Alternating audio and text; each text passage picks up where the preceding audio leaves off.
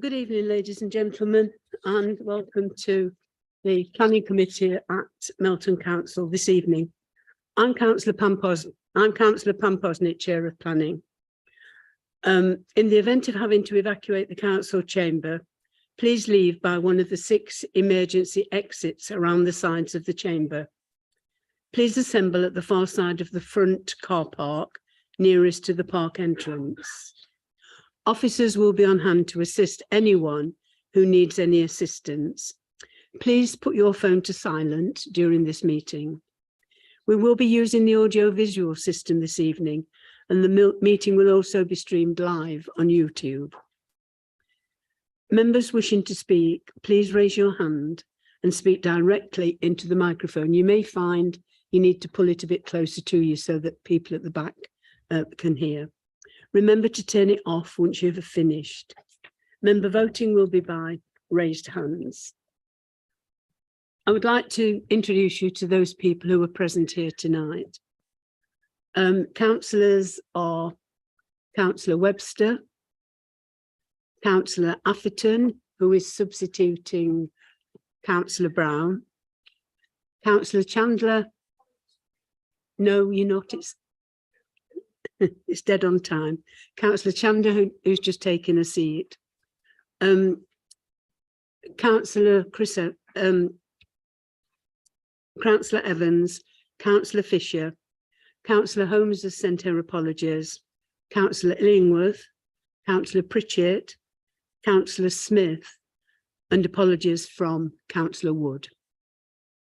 We have a team of officers present who are to my right, our legal advisor, Tom Pickwell, and to my left, Interim Assistant Director for Planning, Paul Fahey, Planning Developer Manager, Louise Parker, Senior Planning Officer, Andrew Cunningham, and Senior Planning Officer, Gareth Elliott. We also have our Democratic Services team present, who are sitting down at the bottom, assisting with the technology and taking the minutes. And they are Sarah Evans and Councillor Tedds.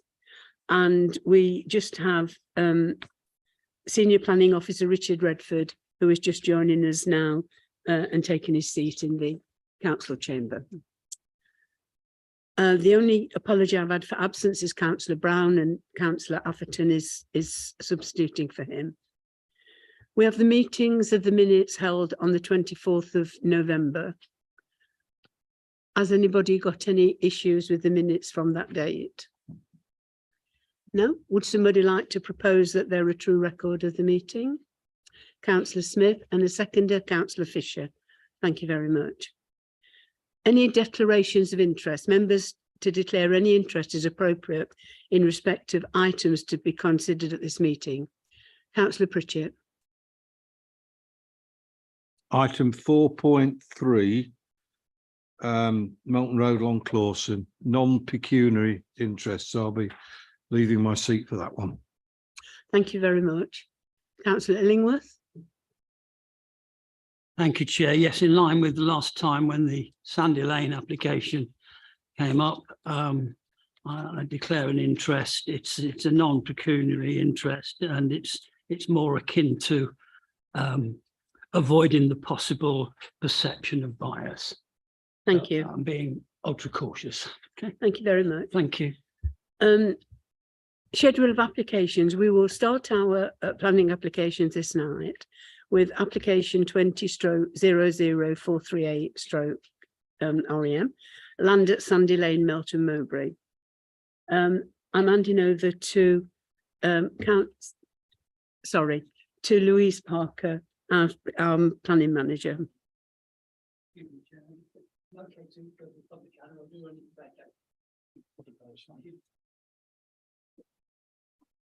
Right, Louise. We can have the presentation. There we are.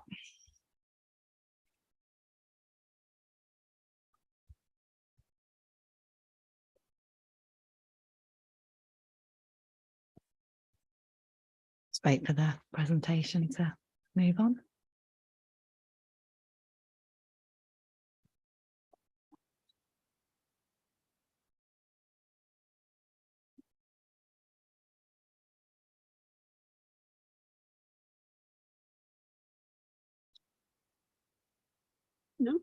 Is it not coming up?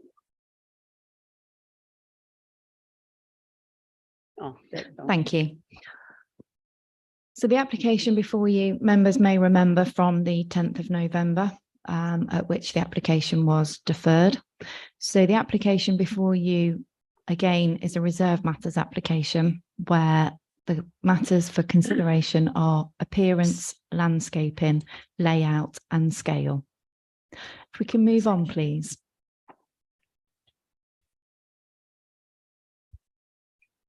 Thank you. So the application was deferred from the 10th of November, and the reason for the deferral was so the officer could look at the housing mix, which was the number of bedrooms of the development and the design of the dwellings given the site's rural location. If we can move on the slide, please.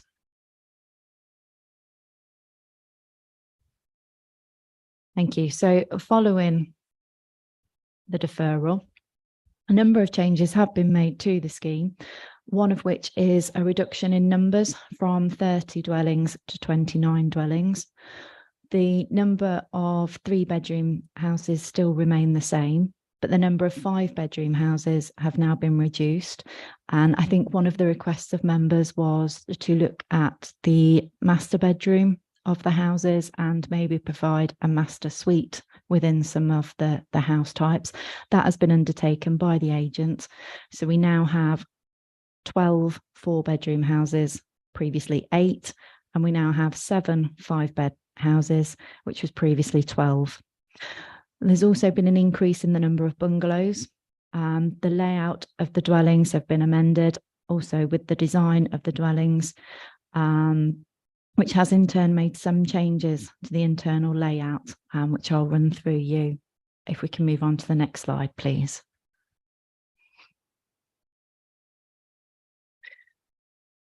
So the plan that you've got in front of you is now a revised layout, but fundamentally there's not been a lot of change to the layout. So if you can see in the top right-hand corner of the site, the bungalows are grouped together upon the entrance to the site. And there still retains the feature plot at the beginning entrance of the site, but that now is a pair of 3-bed semi-detached dwellings as opposed to a large 5-bed house. So it's still a focal point and a feature entrance to the site, but that has been changed to provide that change in the number of bedrooms and housing mix. If we can move on again, please. So again, taking note of the reason for deferral, we've sought some design images from the agent just so we can show how the proposal may look if permission should be granted, because I appreciate last time it was quite difficult to understand the features from the plans that were provided. So this is a makeup of an artist impression, shall we say, of the elevations should permission be granted this evening. They now include porches, gable window changes, and again, some additional design features to the more rural request that was made. If we can move on again, please. So what we've now got as well is some information as to where that design has come from. So I appreciate last time there was a discussion regarding, well, where has this design come from? Is it a standard design? And the information that we've got now shows that design features Burton Lazar's Sycamore House and the Manor House Bakery Cottage. They're all very prominent features within the village, and they're the design that's been taken to inform the application before you this evening. If we can move on again, please. So again, Melton Road, that variation in the roof design, the material palettes and the detail interest of the elevations is what's informed the application before you tonight. If we can move on, one final, there we go.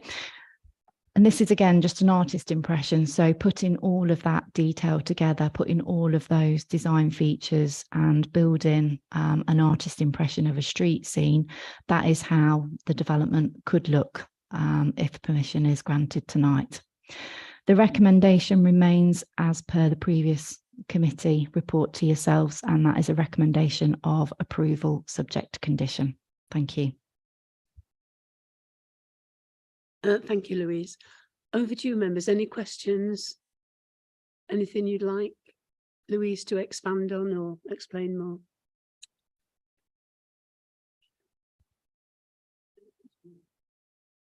I have been shown this week a OS map that clearly defines a right of way through the site from the adjoining farmer.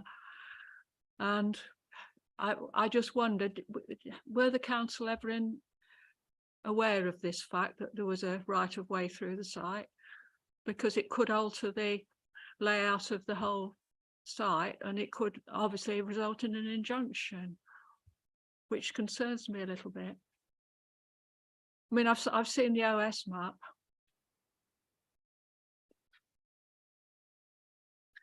Thank you for that question. So the application is submitted, they served certificate A to the council. They served certificate B to the council, which was on the highway authority for some highway improvements as part of the outline. So to the best of our knowledge, the information submitted, the applicant owns the entire site. The issue to which you're referring to is a private right of way, a private civil or legal matter, which is beyond the planning remit and not something as a planning department that we would be involved in. So for the purpose of the determination of this application, that matter is outside of the planning remit this evening. So just to add to that and to confirm, that doesn't give any right, any rights or permissions in private law. That would still need to be dealt with separately. It just doesn't fall within the planning remit, but it doesn't, to be clear, it gives no right or permission to take away from any of those rights. It's just not part of the planning remit.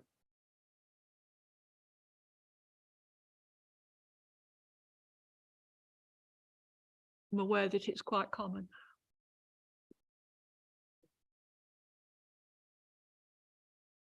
If there are no other questions or anything for Louise, I'd now like to call Councillor Tim Blewett from the Burton and Dalby Parish Council.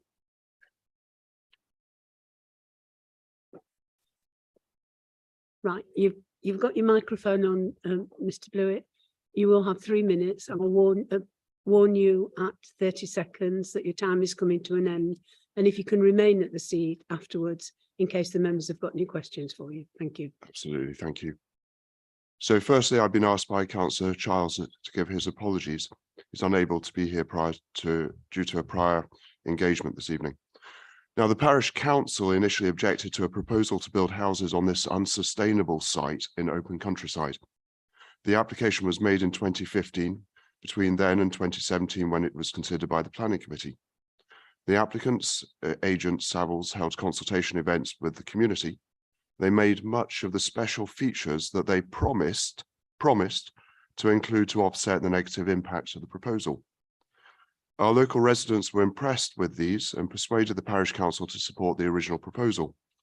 The parish council still does support that proposal, but it must be delivered in conformity with the planning conditions applied to the approval and agreed by Springbourne Homes when they signed the Section 106 agreement.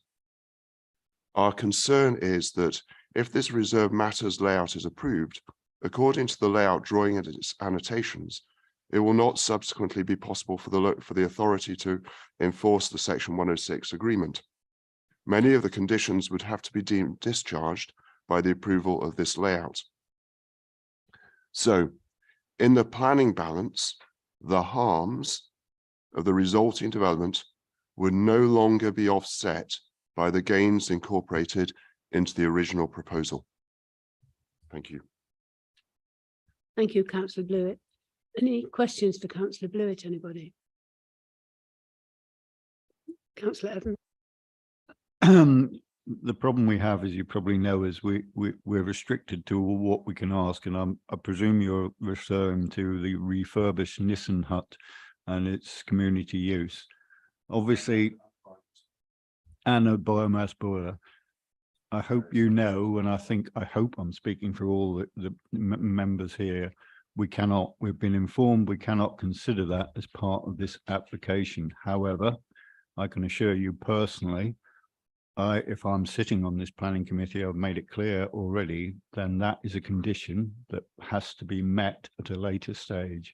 So the Nissen hut has to be replaced and the biomass boiler has to be That put in depends place? on, that will depend, and I'm sure Tom is looking at me very carefully. That will depend on obviously the planning committee, but I've seen that section 106 is explicitly clear that there must be a replacement Nissen hut. And I've already in this In full. committee said that the one that's there is 1/10 the size of the original Nissen hut. So I was one of those people as a parishioner in Burton Lazarus who was persuaded by those promises.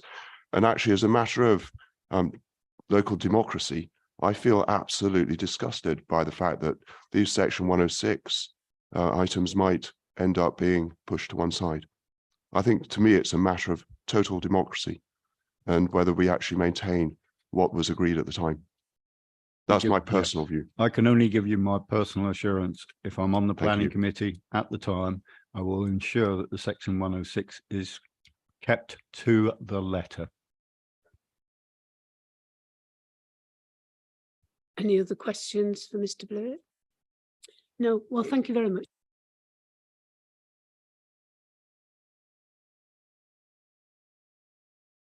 I'd like to call Martin Johnson, who's an objector.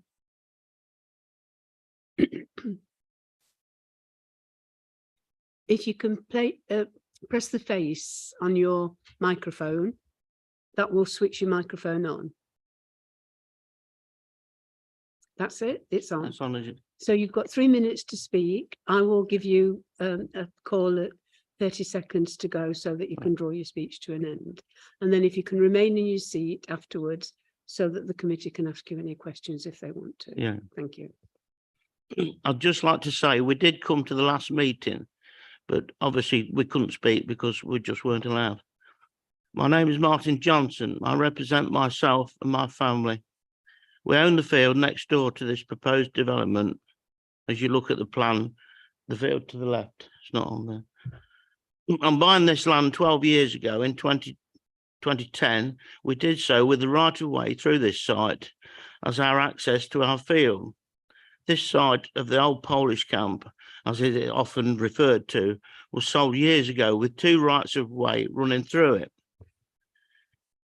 As you go up the road through the site, near the top of the road splits, one going right and one going left.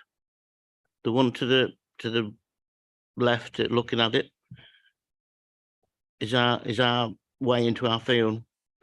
The owners of this land have always acknowledged and accepted this right of way, i.e. always making sure we had always had a key to the lock gate at the entrance for our access. This meant sometimes being in contact and being given a new key when the lock was changed when necessary. Before this housing development application was made, the one before of which I'm sure you're all aware was for a chicken farm. In the application, in the plan, there were 2 roads, one up the left-hand side and one up the right-hand side. This satisfied both rights of way regarding the accesses. On this latest application, the rights of way or accesses seem to have disappeared. It is our only access of which we use and will still endeavour to do so. Surely this right of way cannot just be disregarded as if it never existed. You might say it's a civil matter, probably is, but I would be interested in the council's thoughts and reaction to this situation. Thank you. Thank you, Mr. Johnson. Any questions, anybody for Mr. Johnson? Chandler?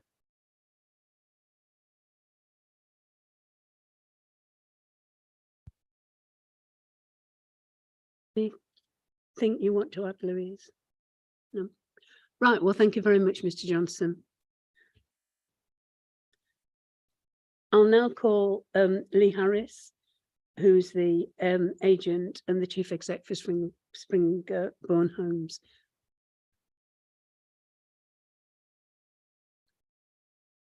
Just to remind you, you have 3 minutes. Thank you very much. Last meeting, we discussed various aspects to the statutory conditions with ecology, highways and the like. And I hope that you felt that through that meeting, I managed to satisfy the understanding of that and allay those concerns.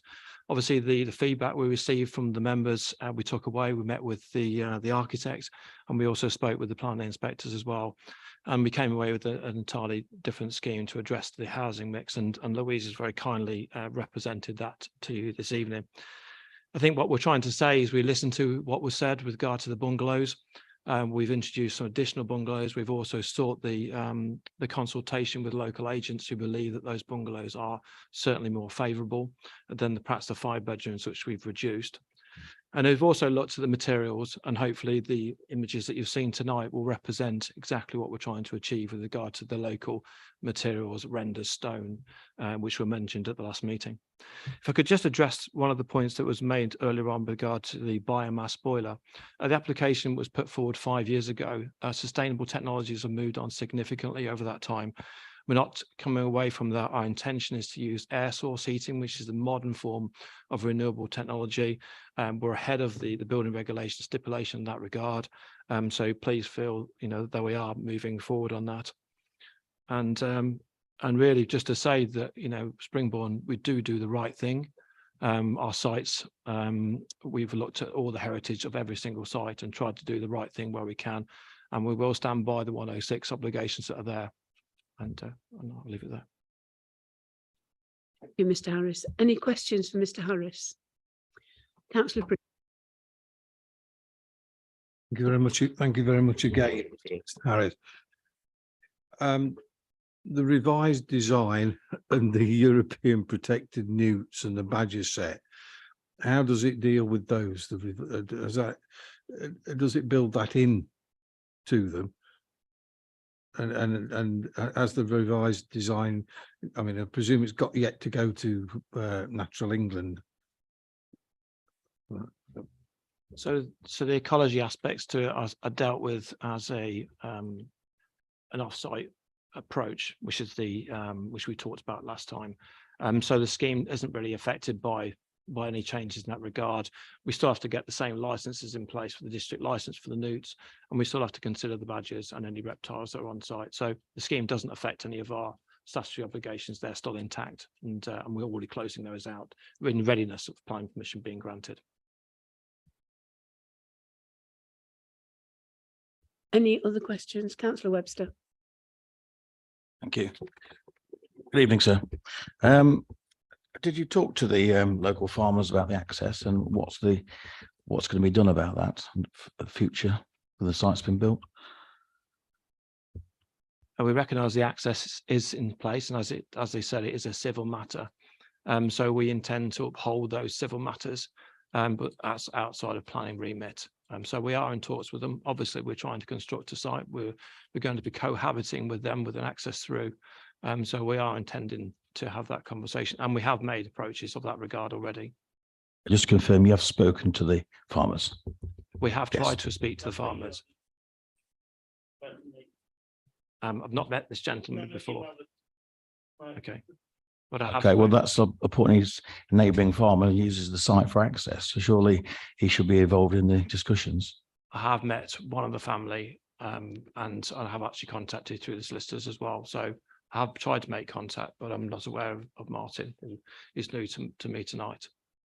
But I'm happy to dialogue with you at any time. No problem at all. Would be useful. Thank you. Evans. I'm sure this our sister will ask, but you've mentioned it, so I'll mention it because I know that parish council are very concerned. You said in your speech that you would definitely follow to the letter the section 106. So you are saying here that you will have a refurbished Nissen hut for the parish council to use for community use, because that's what it says in the section 106. I just need clarification before this committee. You've made that commitment. Is that correct? As it stands, the 106 is unaltered, and as it's set out, it'll be delivered as it is. If we decide to go for a change of that 106, it'll go through the proper consultation process, and it'll be approved or not approved. Obviously, what we're trying to do is not create problems for the community. We're trying to create a solution. And hence, we have spoken to the Polish community. We have spoken to the parish council. We want to deliver the right thing. We just don't want to impose something that's felt like the right opportunity during the planning application, but may not deliver the right solution. So we're in the solutions. That's what we want to try and achieve. It's not trying to dodge out of anything. You should be a politician too. Any other questions? No, no, well, fine. Thank you very much indeed, Mr. Harris. Louise, do you want to come back with anything? No? Right, it's over to you then, members, to start the debate.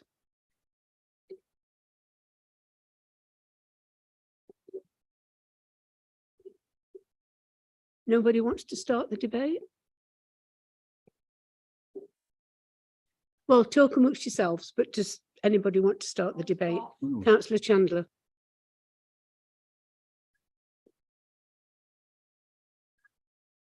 I have to be honest and say I've never approved of this. I think it should have been a chicken farm, but I had to be very careful because as we're in chickens, everybody said I was biased, but that's another story.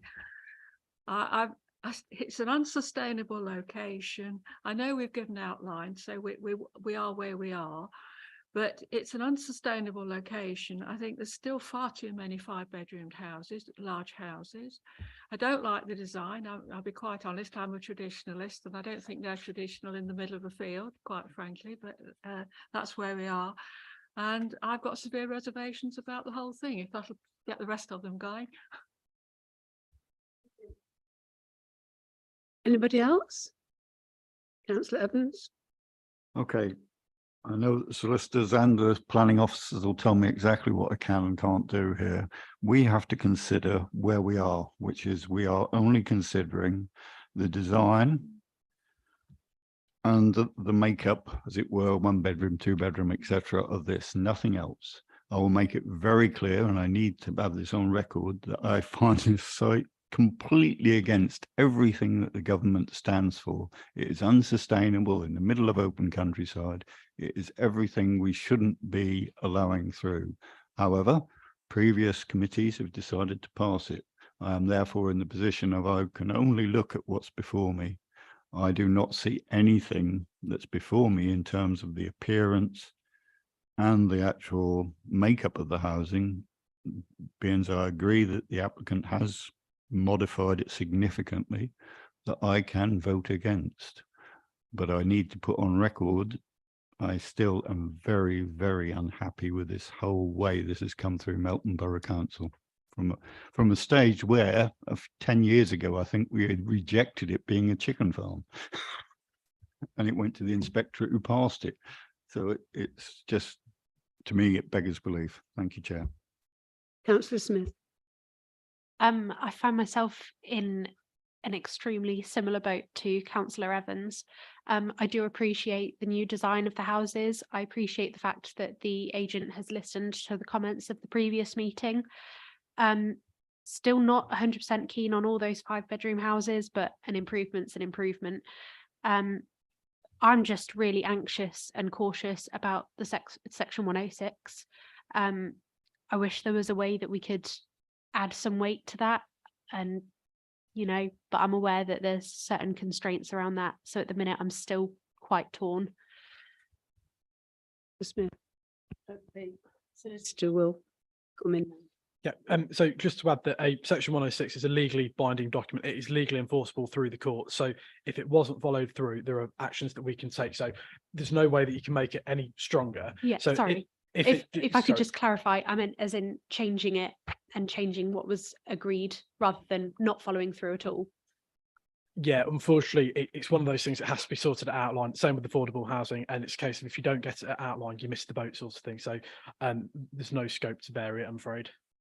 Unfortunately, I wasn't on the council back then, so. Any other questions, comments? No, Councillor. Okay, there's obviously something we've asked before, but I would seek reassurance somehow or other. what I think this committee is worried about is the section 106 will not come back. An amendment might come back. Can we enforce that it is not passed under delegated authority should it come back? Sorry, so to confirm, I think what you're saying is if, and that's an if, there was a proposed amendment to the 106, could it come back before this committee? It could be called in exactly the same way if it needed to be. So yes, you can't call in an application that isn't yet an application, so we can't say now, but there's no reason why you couldn't call it in if that was to happen. Smith? I might be jumping ahead of the gun here, and I'm going to keep my fingers crossed anyway. But if that were to happen in the near future, would we be notified of that coming back? So we would just be able to. Louise? Yes, so if you think of a previous scheme that was before yourselves, members, that had a similar scenario here whereby something was secured by Section 106 agreements and the details came forward, what we would do is we would notify you of that discharge of obligation, it's called, rather than discharge of condition. And at that point, if you wanted it to come to committee, which it sounds like you do, at that point you would call it in as you would a planning application. Okay, so I think you've got your answers about the 106, all of you. Any more questions? That means then we go to a vote. Well, sorry. We need a motion.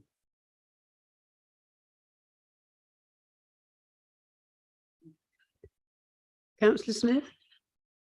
Okay, I'll propose permit, but I really do want that Section 106, like us being notified if that does happen, and I really sincerely hope it doesn't.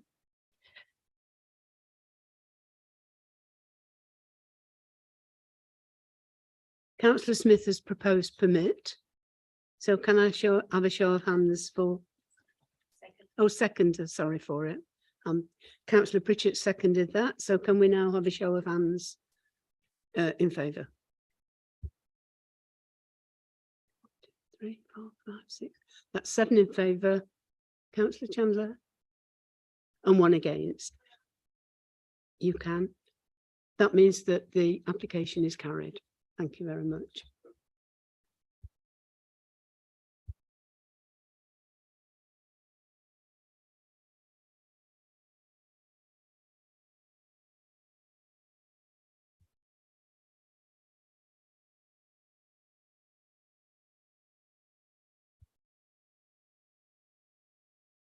We are now on to our second application, which is the Pira Business Park, Nottingham Road, Melton. Application 21004115/FUL. And it is Louise Parker who will be taking that for us. Thank you. Thank you, Chair. So the application before you this evening is located on Nottingham Road at Pira.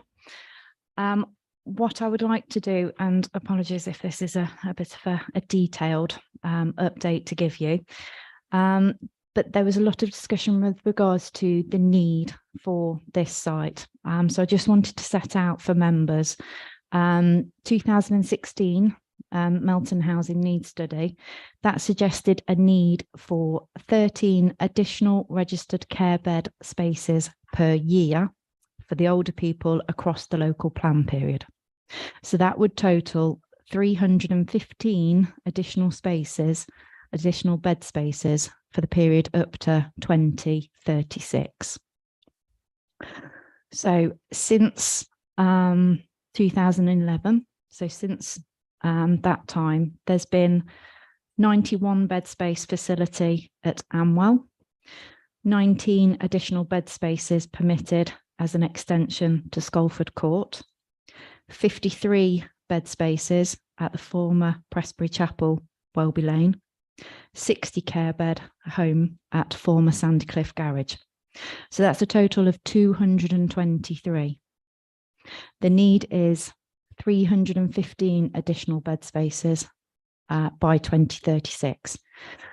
And then, you know, this isn't just a numbers game. So once we get to the 315, you know, that's it, we're done. There is context for the requirements here. So the next 20-year supporting increased provision, sustainability, linking it into Melton. But I just wanted to provide those numbers for you. So we're all clear with regards to what is meant by the need for this development. So if we can move on, please, to the details of the scheme. So what we have here is a block plan which shows you the two developments in their context. So there's the care home down by the cattle market, and the apartments which are situated on Nottingham Road. The developments have been set back into the site, which allows for additional planting to take place against the pavement edge, and also the provision of a variety of boundary treatments. Screening within the site, acoustic fencing, acoustic screening, and areas of open space and gardens within the scheme proposed. So if we can move on, please. So this slide before you shows the proposed care home and the location of the cattle market. Now, we all know the importance of the cattle market to Melton. We appreciate the heritage and the history of the market. So it's important that any proposal in this location is one which is compatible. So the two uses together can harmonise, work together, and neither impede on one another. So what has happened since the submission of the original application? Once the application was originally submitted, there was an objection from the cattle market. There was also an objection from the regeneration team here at NBC. So specific amendments have been secured to ensure that their proposal remains compliant with the comings and goings and the activities of the cattle market. So what that means is the use of fixed shut windows, mechanical ventilation, and that ensures then that the cattle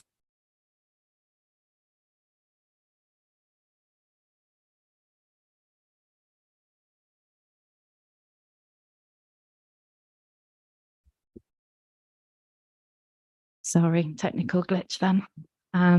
So what that then ensures is the two sites can remain compatible to one another. So if we move on now, what we have here is the care home elevations, and what you'll see before you, again, a reduction to the scheme. So the height of the scheme has now been reduced. A staggered range of heights, mix of materials which will be secured by condition, and they will complement the proposal. So your 2 to 4 height stories, again, a variety of interest and detail into the care home scheme. If we can move on to the next slide, please. So the apartments, again, when the application was originally submitted, it was 4 stories. This has now been reduced to 3.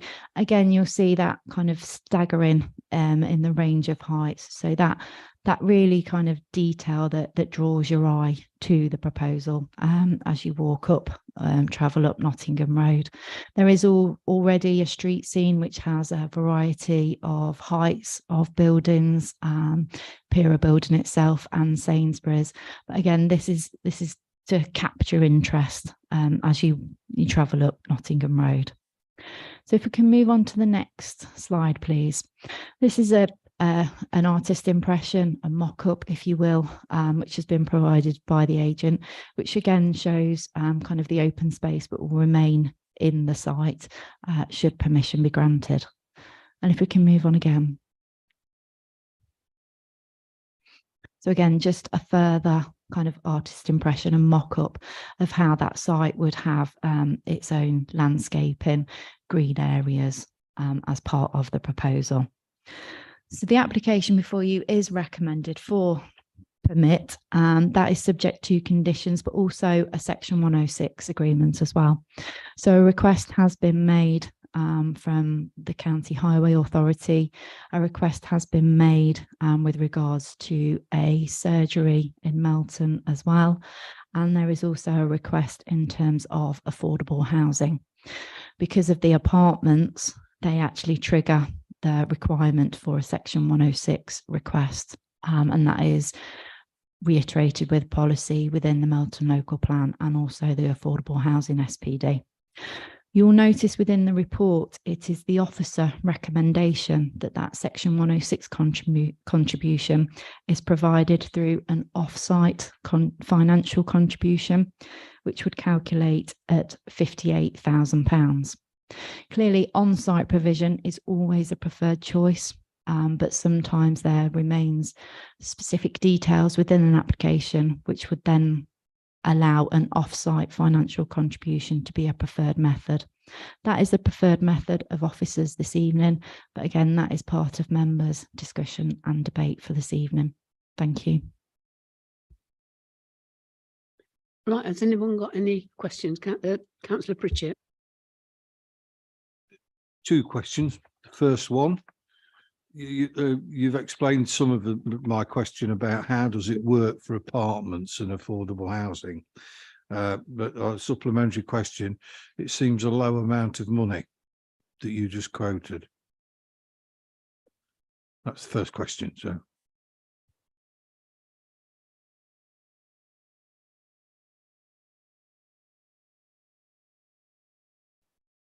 So the amount of money, it's based on 10% and 2 units. So the offsite then is 29,000 per unit, and it would be a requirement of 2 units here. So a contribution of £58,000. If you wanted to buy one of these units, it would cost you £29,000. No. I'm just. No, so it's a contribution. Is a It's 29,000 it's been through some calculation. It just seems like. I'll move on to the second question. Second question: £21,077.60 to East Leicestershire and Rutland Clinical Commissioning Group, the provision of a second surgery in Melton. First of all, it strikes me that if there isn't a second surgery in Melton, they don't get the money on this. But when I looked at the document, it looked to me that they were doing a calculation for the service and the high dependency from the current NHS in Melton, and also a contribution as well towards the space of a new surgery. Totally, the 2 of them together totaling 21,000. So just looking at the comments now, and they have stated the funding request for, and under that is the second surgery in Melton as per discussions with NBC. Is that the formal document with calculations that's on, that shows the dependency and the calculations of dependency for the current, that it's not, are you sure that that's how you're interpreting it, that it's the calculations in the right hand column, are they not for current dependency, and then there's a separate calculation for the can you just double check that for the surgery? So the document I've got in front of me, where it says the column is necessary to make development acceptable in planning terms, plans to address capacity issues. And within that document, it says any increase to the population that the practice covers will mean that the practice will have to provide additional capacity to cope with the population growth. It then goes on to say funding request for, and at that point it states second surgery in Melton as per discussions with NBC. That is not the document that's on the portal. There's a document on the portal that lists all the calculations, and then at the bottom piece it's got the second surgery piece. Are you sure we're talking about the same document that they submitted? This is the comments that were received from, at the time, Leicestershire and Rutland NHS, and that is the document that I've accessed via the website. That's the calculations. I'll double check that one. Thank you. You're saying is now the current surgery, the current NHS doesn't get any money until they build a second surgery. Basically, that's what this is saying. So that's what that's what they're saying, that they. Councillor Fisher. Thank you. Does the acoustic fencing surround the entire perimeter just to block out the sound from the cattle market? And are there any plans to include triple glazed windows in the care home, just again to cut out the sound? So the acoustic fencing is along the perimeter edge, and it may not have been entirely visible, so I do apologise. But that noise barrier will go up to the pedestrian access on the cattle market. What then surrounds the site is the windows for the fixed shut solution. So the care home in its entire elevation towards the cattle market will have this fixed shut window design applied to it. At this stage, do you know like the level of glazing, whether it's double glazed or triple glazed? So that glazing is part of the scheme that will come forward, the final details that will be provided. At the moment, they are to be angled. So the oriel windows that are proposed angle actually the view to and from the cattle market. But again, there is that final detail to come forward that will be submitted to ourselves and reviewed by Environmental Health. Okay, thank you. Councillor Evans. Thank you, Chair. Yeah, this is a big proposal, obviously, and to me, there's three things of concern to me. One is, as has been mentioned already, the noise. Second is the parking, and the third thing, just about the trees, if there are any being removed from this site, because there are some spectacular trees in there that we need to protect and put TPOs on if they haven't already got them. Thanks, Louise, for, I shouldn't say Louise, Officer Parker, for your replies. Could I just go through the replies that were mentioned in the briefing?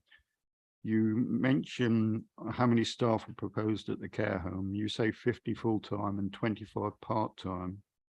And then you say the applicant has anticipated there be between 28 and 28 staff per shift rota. 28 to 28. I don't quite get that. That's not a range, is it? Is that correct? Is it just 28, or should it be a variation upon that theme? Do apologise. I think that is a typo. Can you just please give me 20 seconds?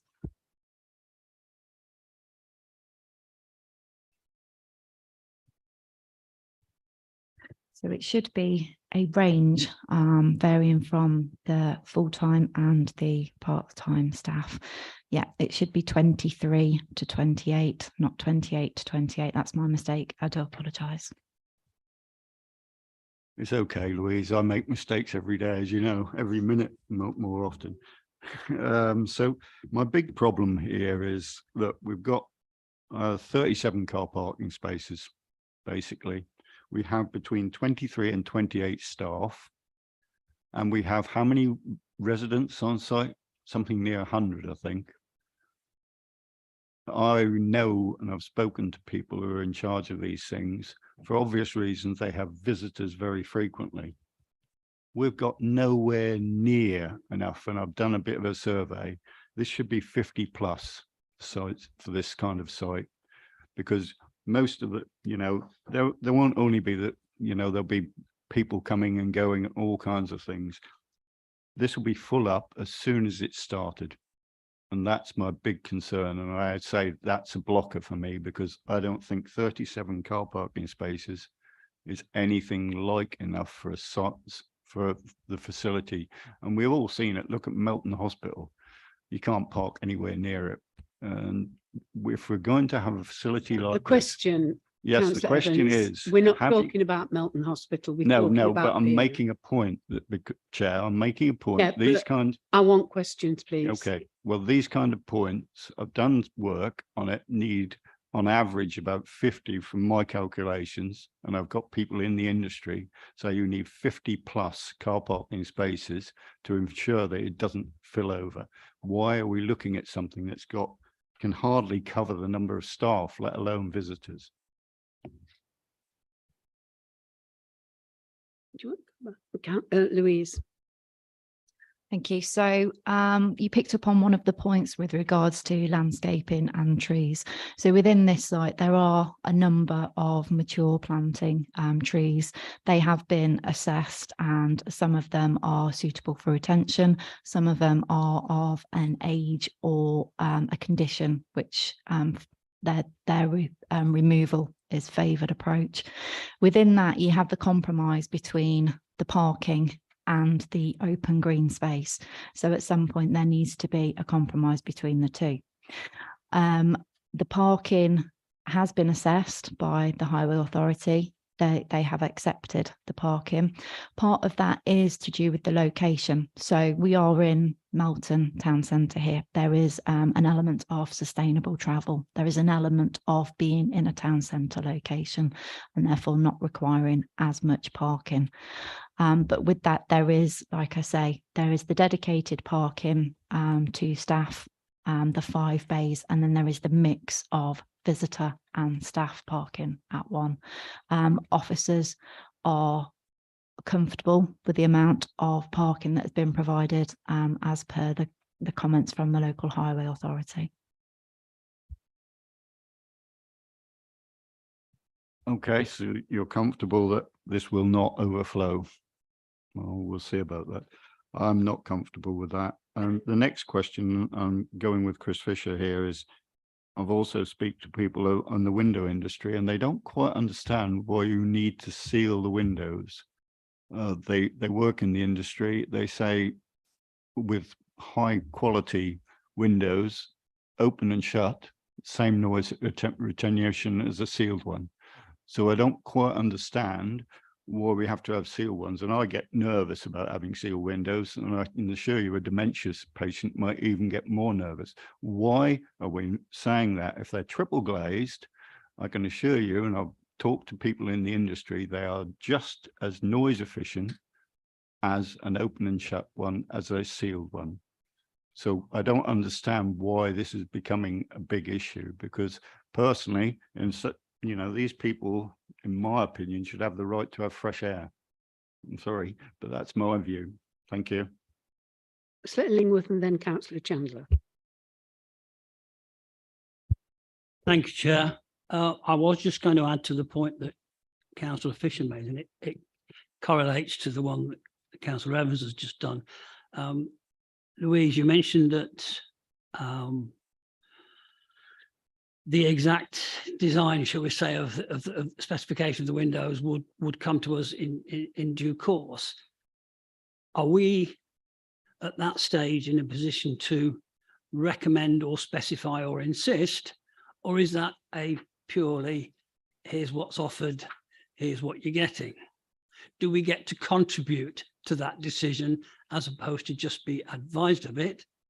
And secondly, I've been previously a commercial tenant at Pera, and have Pera as an organisation, who I presume are the applicants, have they at any time expressed their consent that the whole of the parking space at Pera, which is quite significant, there are lots and lots of spaces on the main Pera car park, are they going to limit this development to only using those?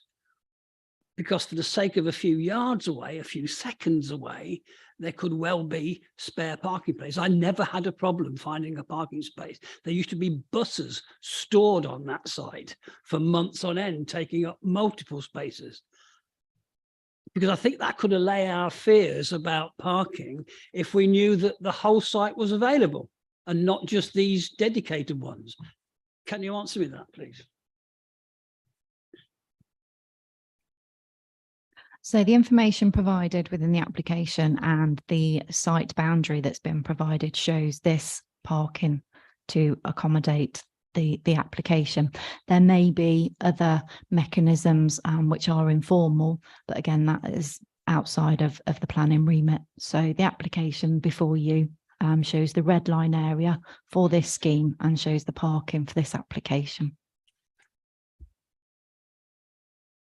We've just heard the words that grate against me outside the planning remit, i.e. none of our business.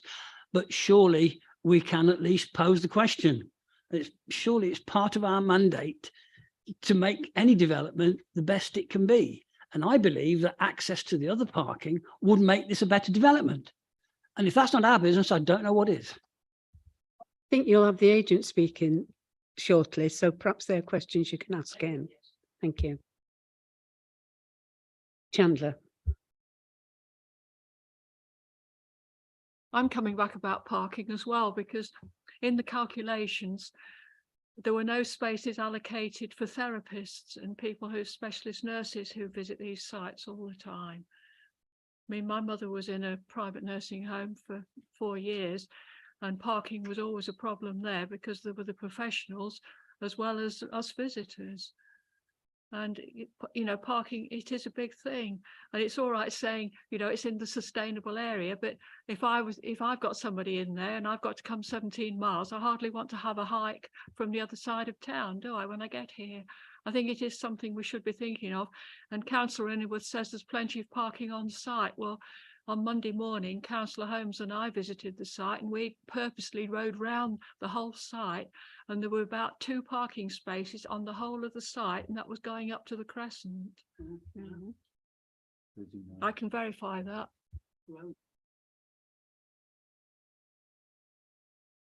Any more questions? Councillor Webster. I think we addressed it a little bit beforehand about the, I think Mr. Fisher, Councillor Fisher mentioned it about the baffling of the fence and triple glazed windows. Obviously, a cattle market is a very noisy environment. As I worked there 30 years at Melton Cattle Market. It's right next to the calf shed. Obviously, they drop the calves off straight from the mothers and they're bleating the heads off. So it's going to be very noisy. So hopefully this baffling is going to work. And we have lorries, used to have lorries coming up, you know, all times of the night, picking sheep and cattle up over cattle grids and making noises on that.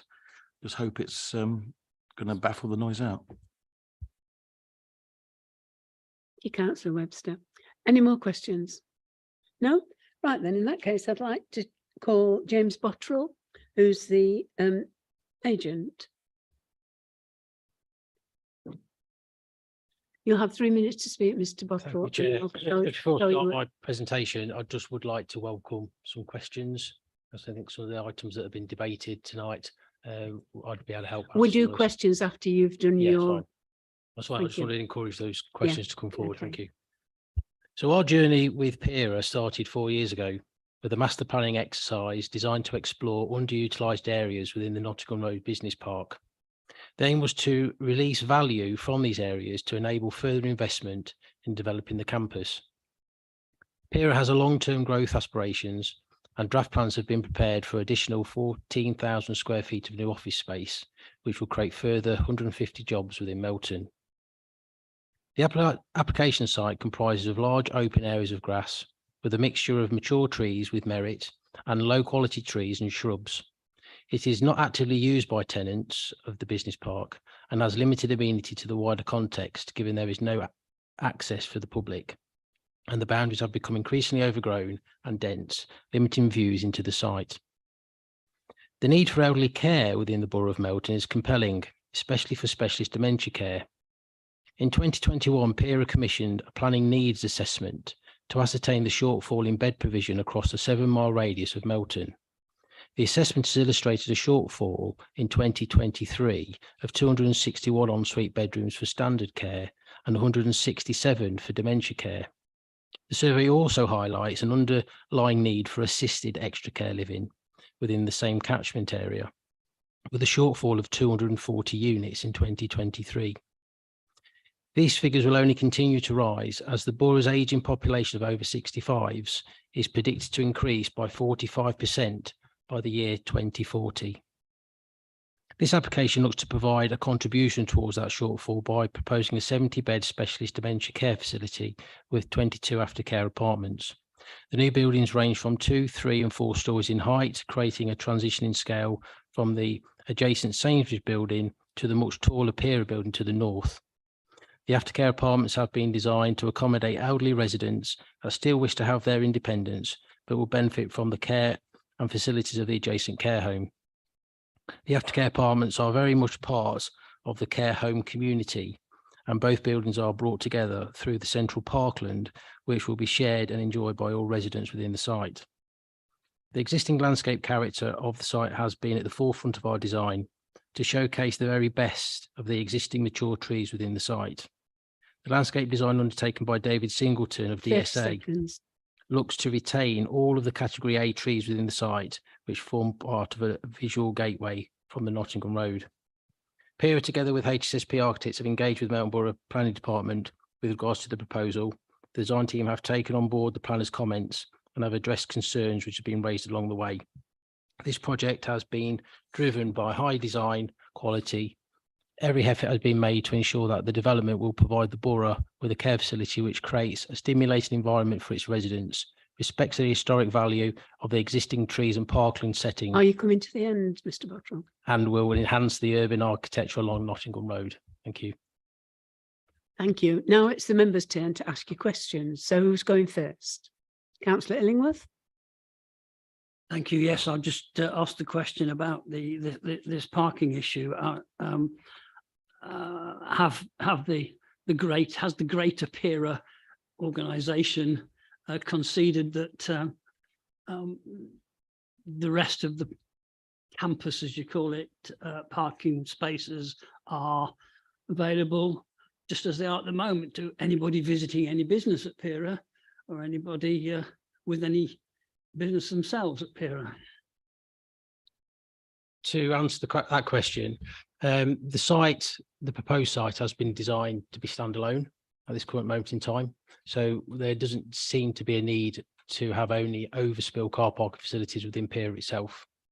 But just to pick up on that, our practice, HSSP Architects, we've now delivered over 10 60+ care home facilities across the country. We only have to go down Asserby Road and see an 88-bed care home that we built and finished about 5 years ago. I'd encourage members to go and have a look at that car park on a daily basis. We've provided 23 car parking spaces for an 88-bed care home, and we visit the care home quite regularly, and there's only a handful of cars in it. So I don't think the maths stack up in terms of some of the comments raised. All of our care homes across the country generally have one parking space for every 3 beds. So most of these large care homes only have the low 20s of car parking spaces, and we have no reported car parking issues at all across any of those sites. One parking space for 3 beds is pretty much a national standard across the country. There are no parking issues in the Asserby Road care home facility. It was only constructed about 4 to 5 years ago.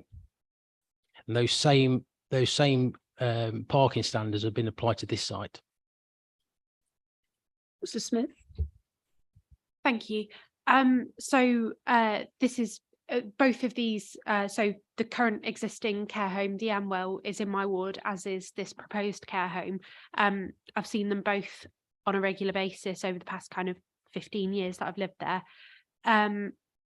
There is a huge difference between the location of the Amwell and this proposed care home. So the Amwell is on Asserby Road, as you said, which the 5A bus goes past regularly. So you've got that transport link. Whereas this proposed one at Pera, the only buses that go down there, I think, are the 24 and the 19, and the 19 only goes by every 2 hours. So there's a vast difference between the transport access of the 2 sites. So I think that may present a slight issue.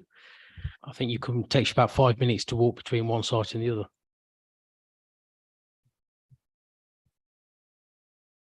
Any other, Councillor Evans? Yeah, so you admit there's 37 car parking spaces. you've got 28 staff. To me, my maths is fairly good. That's 9 parkings for visitors or anything else. You just said 1 per 3 beds is standard, and I know that's correct. How many beds have you got in this? There's 70 beds currently in this scheme. So that's 7. So once again, my maths is not very good, but you need 50. So how come you're telling us you've done the maths and you're experts at this when you've just told us 1 per 3 beds? That's 20 plus for the visitors, and 20 plus, that's 48. And your maths is exactly the same as mine. Then you need 50 car parking spaces for this if it's a separate unit. So the car parking standards have been worked out with Leicestershire County Highways Department on their design guide. So the figures have come from them. As a general rule, as I said, the parking standards across the country tend to be one parking space for every 3 beds. But that varies depending on the location of the site and how sustainable it is. Obviously, as Louise has pointed out, this is an extremely sustainable location right in the heart of Melton, and Leicester County Council advised us of the parking standards which we've met. But just to answer the question again, the parking spaces that we see across the country are very underutilised in these care homes. I don't think it's going to generate the traffic that you're talking about. Really don't. We don't see it on a regular basis on any of our sites. One of my best friends got dementia in Norfolk, and I visited on a frequent basis, not 1 but 2 care homes. There was never enough car parking spacing, and I did the maths then. There is never enough car parking because people who've got dementia have visitors frequently. They need to have visitors frequently because that keeps them in the community. They get to a stage where they can't really leave their bedroom. That's just how it is. And therefore visitors will be necessary. I'm sorry, but to me, 1 per 3, I'm doing the maths here, and 28 staff at least on the site, you need 50. Any other questions from anybody? Councillor Pritchett. Thank you. The extra care apartments, is it envisaged that those people will be fit enough to leave and walk around? I mean, the question I'm coming to is if they are, is there provision in the design if there's a buggy for secure storage of the buggies and things like that? I believe we've allowed for buggy storage, cycle storage, and electric car charging points. So yeah, I believe there is provision for that. And yes, the aftercare apartments are designed for elderly people, but are still able to walk and go into town. Correct. Any other questions, anybody? No?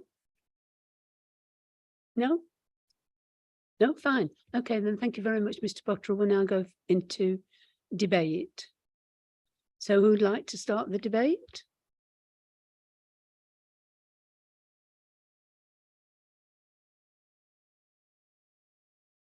I'm still weighing everything up because as we know, the economy in Melton isn't always as we wish it would be.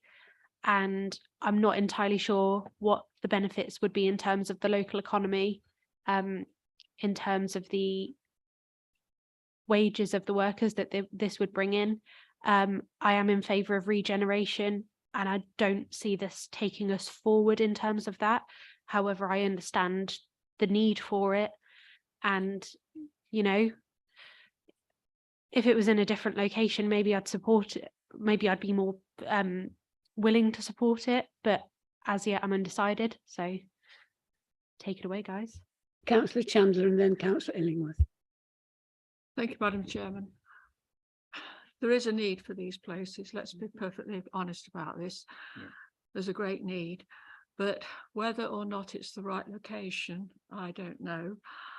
I'm very familiar with belling animals and sheep and things that are shut up at night, and especially, as Councillor Webster says, when calves are taken off their mothers, they can make a holy row.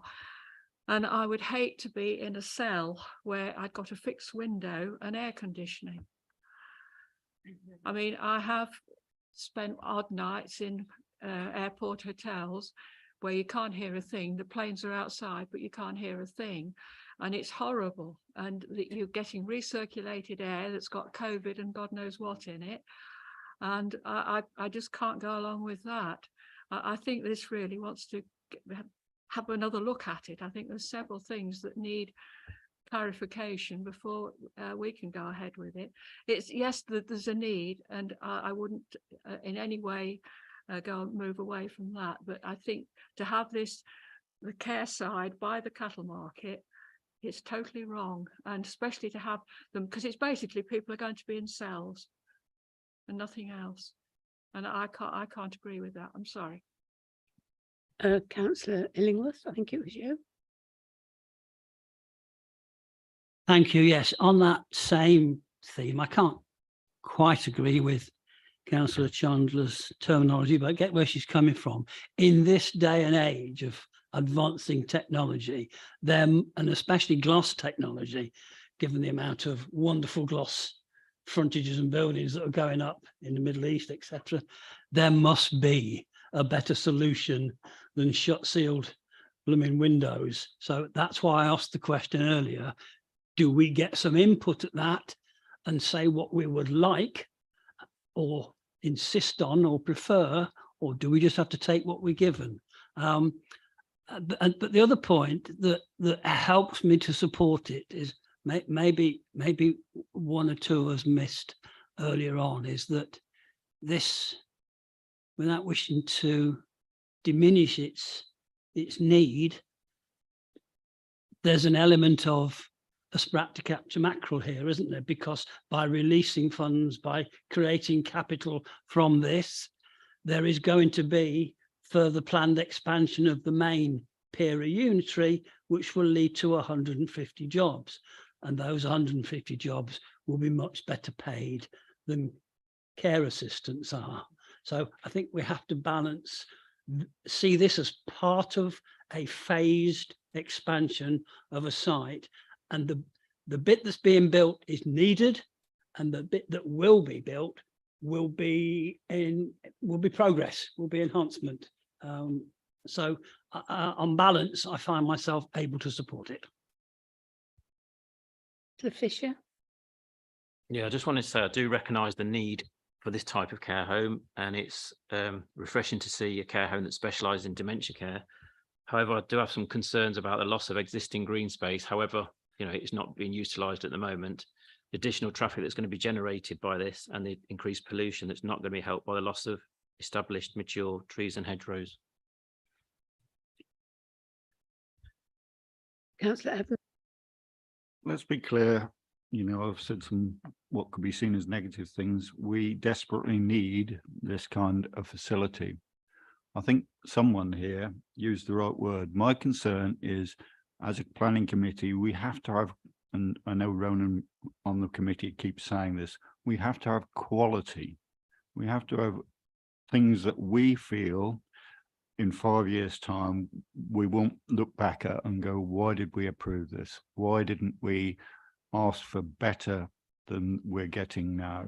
And to me, I'm still in a situation where I feel the location worries me, the density worries me, the car parking worries me, the next to the cattle market worries me. These are people, and I know them, as I said personally, you know, dementia is an awful disease, but these people are very sensitive to all kinds of environments, and they need to be ideally, and I've spoken to someone, in a quiet, controlled environment. And the worry I still have, like Councillor Chandler, is we're putting them next to the opposite of that. And I still am in a situation where I cannot support this recommendation. Okay, do we have any more comments? Any, Councillor Illingworth?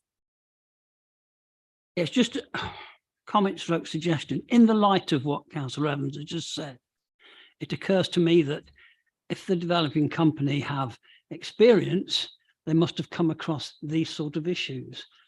It would be very enlightening, even after we make a decision, if we do so tonight, to see how such similar problems have been dealt with in other areas, because this can't be the first proposed care home development that's found itself near to something a bit noisy, something less than, than ideal.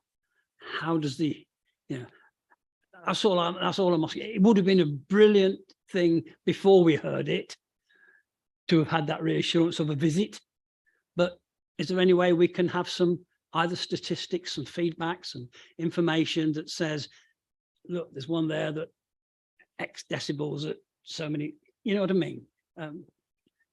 Knowledge enables us to make the best decisions. We can only make the best decisions with the maximum amount of knowledge. Sorry to going on.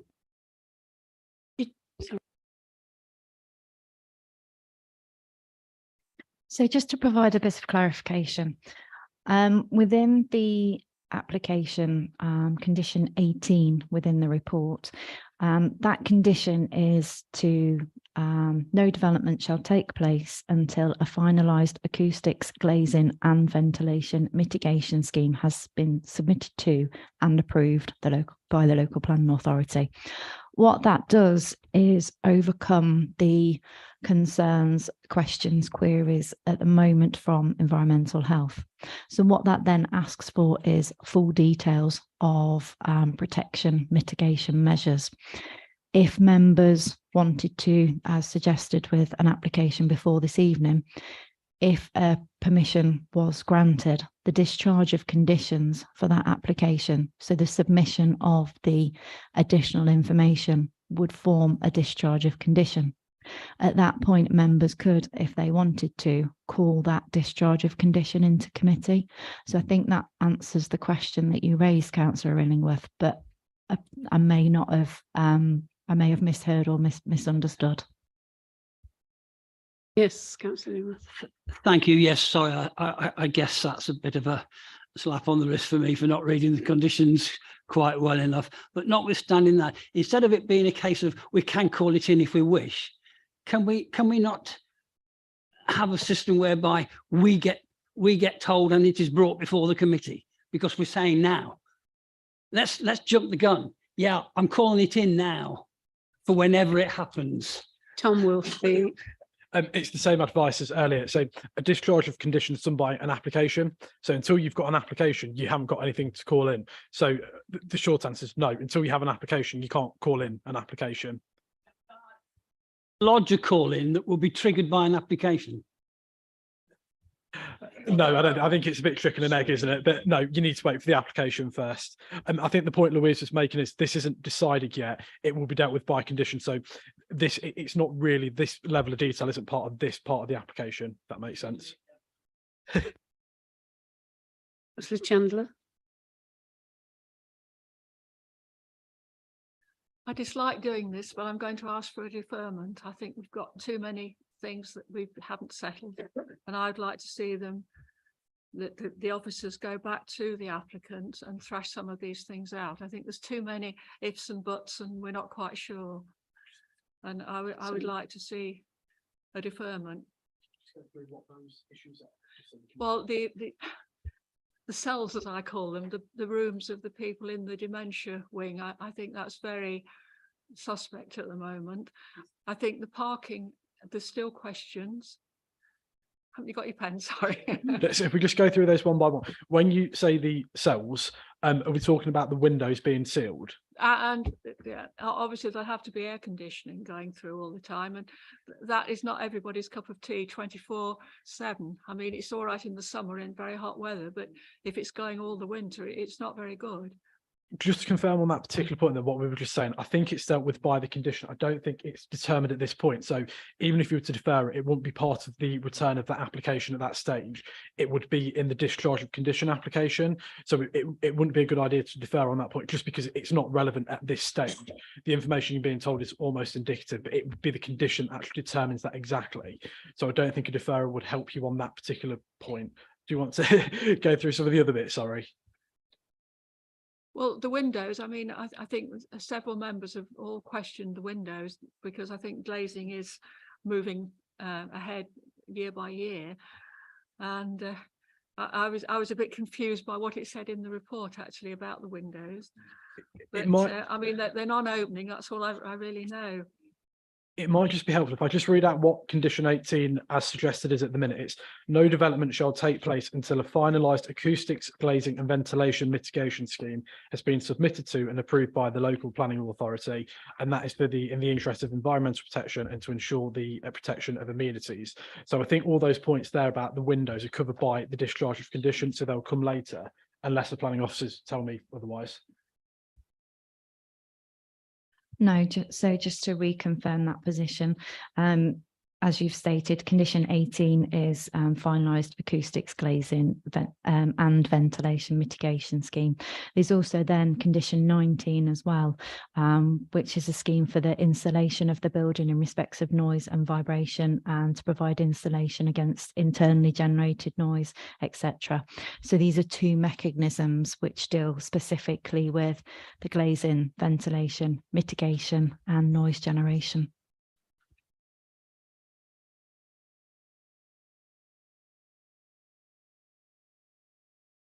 So environmental health have commented that there still remains information outstanding at present. They haven't advised a refusal of the scheme. What they've advised is a condition requesting this further information. And there is a sentence within the report for the use of conditions such as this. If there was to be a reason for referral or a refusal or an issue that could not be overcome, if there is a condition available, which would then be able to utilise some additional information, which would then lessen the harm or remove the harm and enable a favourable recommendation. That is what this condition's there to do, to seek further information and advice to overcome the issues.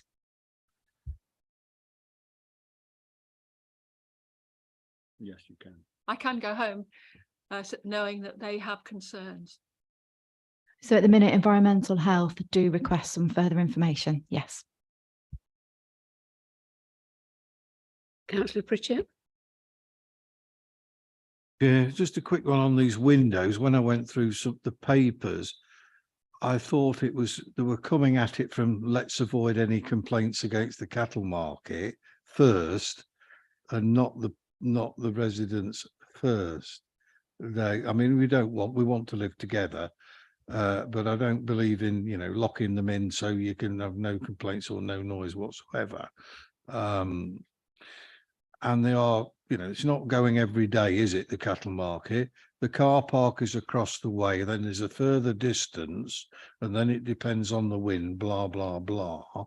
That was all of them.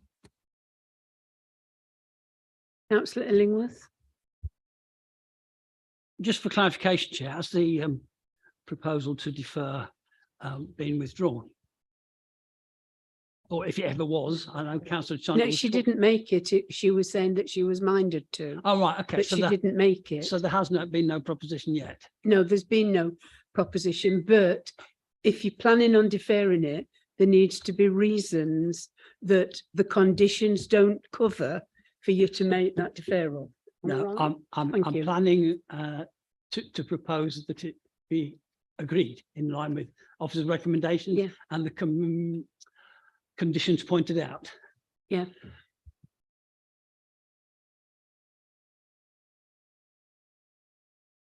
Councillor Pritchett. That. Councillor Webster. Can I just come back to a point that Don made on the cattle market? It's not just one day; it is several days. They sell sheep on a Tuesday, but stock does come in on Monday, and cattle on a Wednesday, and still lairage for cattle on Thursday. They have sales on a Saturday every now and again. So it's not just one day a week; it's several days. That's my. Well, it's been proposed for permit, and it's been seconded by. It's been proposed by Councillor Illingworth, seconded by Councillor Pritchett. Can we have a show of hands, please? All in favour of the permit. 2, 3, 4, 5. 5 permit. Against. 1 against. Abstentions? 3. So it's permitted. I don't So- find myself able to refuse it because I recognise the need and I would loathe Yeah. to refuse it. I just don't think Okay. it's a suitable location.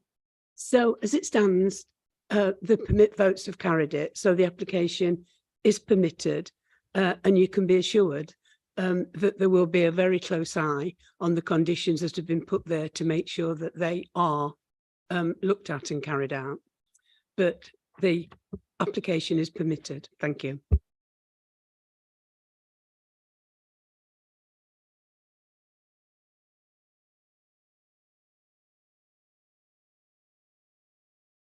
I just wondered, to cut down on some of the conversations that are going on while people are trying to talk, do we just have a quick 5-minute comfort break? Okay, thank you.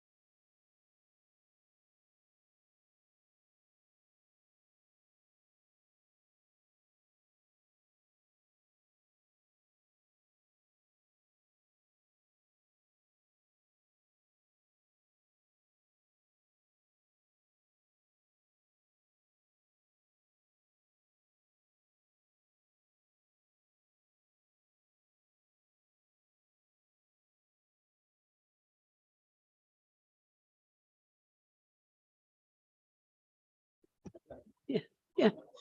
Right. As I said, can you please stop all personal conversations and let's start the next application, which is 21007000/FUL, Field OS 7858, Melton Road, Long Clawson. And I believe it's Gareth. Thank you, Gareth. Thank you, Chair. This application is for a single detached office building. The application site that we're looking at is the area in the red edged.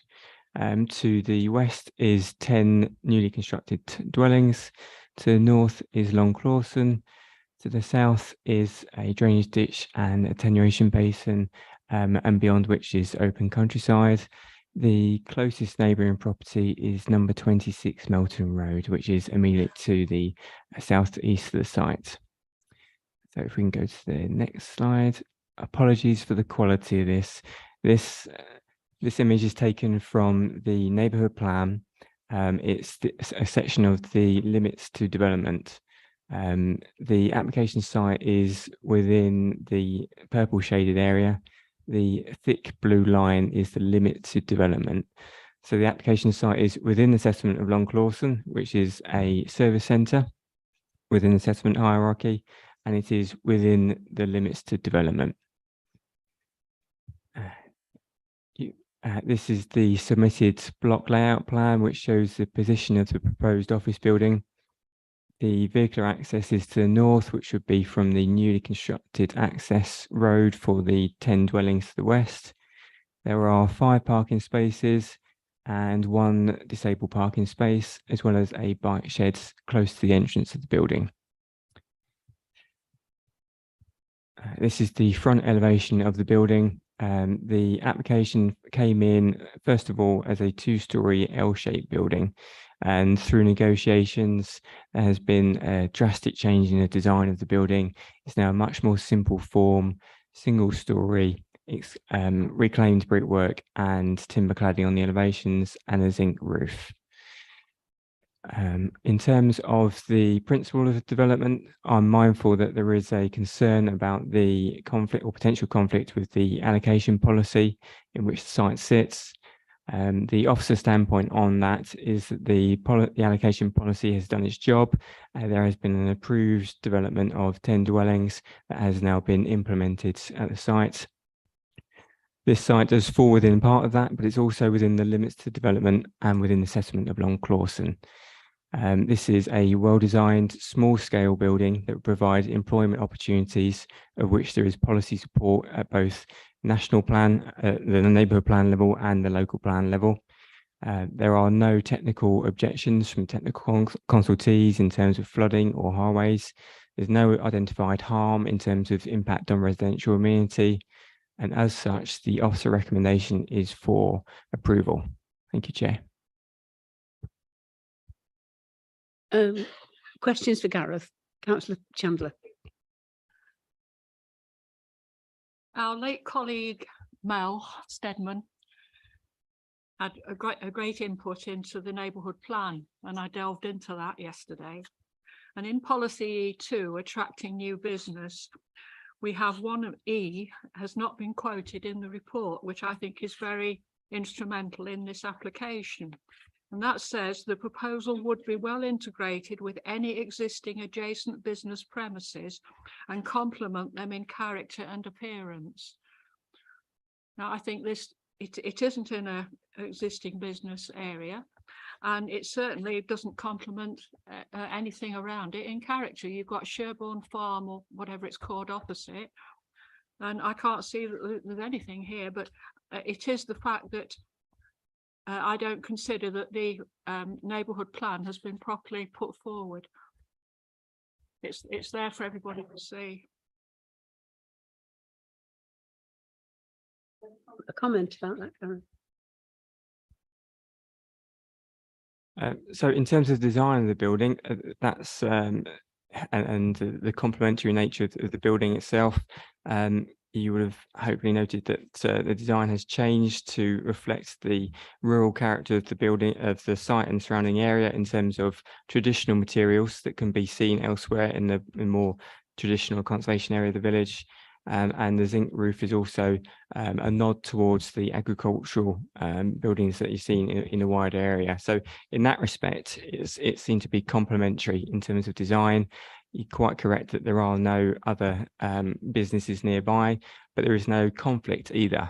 And that's where it's felt that there is no conflict in terms of the neighbourhood plan policy.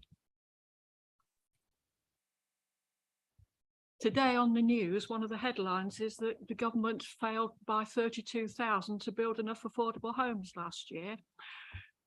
A pair of affordables could have gone on that plot. It wasn't, we could have had windfall. We had the local plan. I mean, I went to this horrendous meeting in Clawson Village Hall when nobody wanted anything at Clawson, but they had to have some. And we allocated that site for 10. Well, with windfall coming in, I'd have thought that corner could have been utilised for housing, especially affordables, when we've got 32,000 deficit nationally.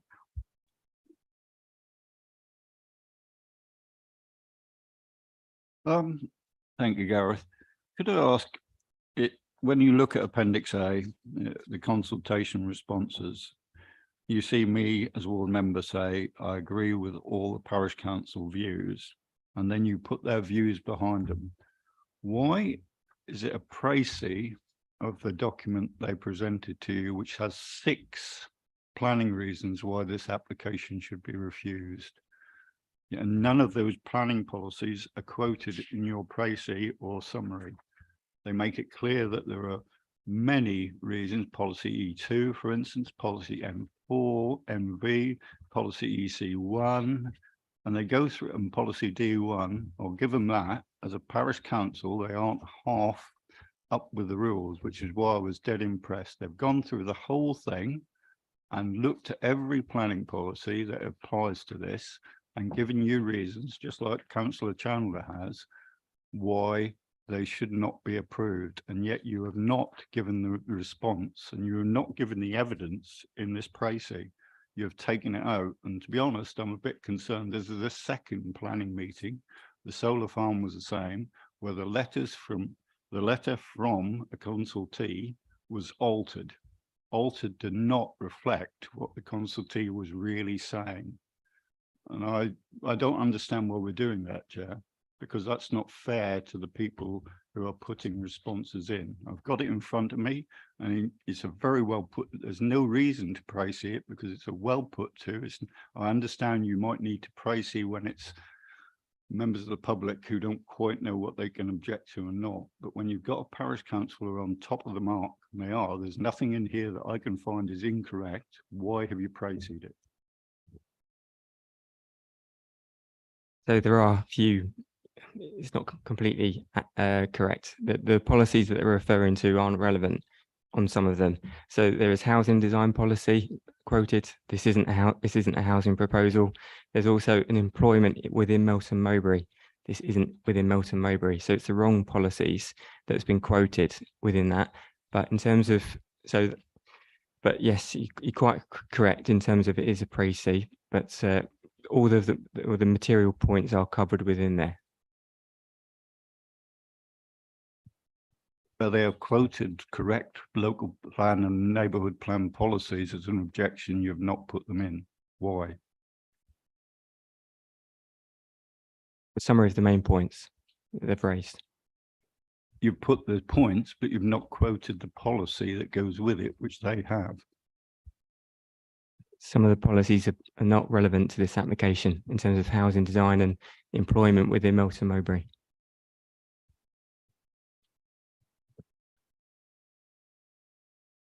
Any other questions? Comments? No? Fine. So that leaves us to debate then what Gareth has given us. There are no speakers.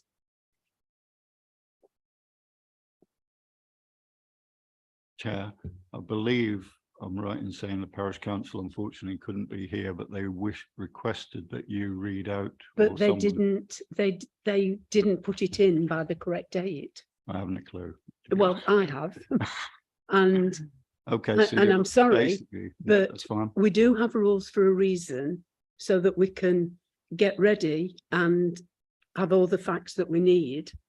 Yes, I did get a request to ask if I would read the letter out tonight, but because I've refused other people, then I have to be consistent in what I do. And I can't be allowing one to speak and another not, and be accused of favouritism. So I refused, and being as she'd sent the letter to the planning councillors, everybody had read it. So what was the point of me reading it out? Because they're only going to be you to listen to it again. And I know you're all capable of reading, so I didn't have to do that. And that is the reason why I didn't read it out. So there are no speakers tonight. So it's up to you to now debate the matter and say what you wish to do with it.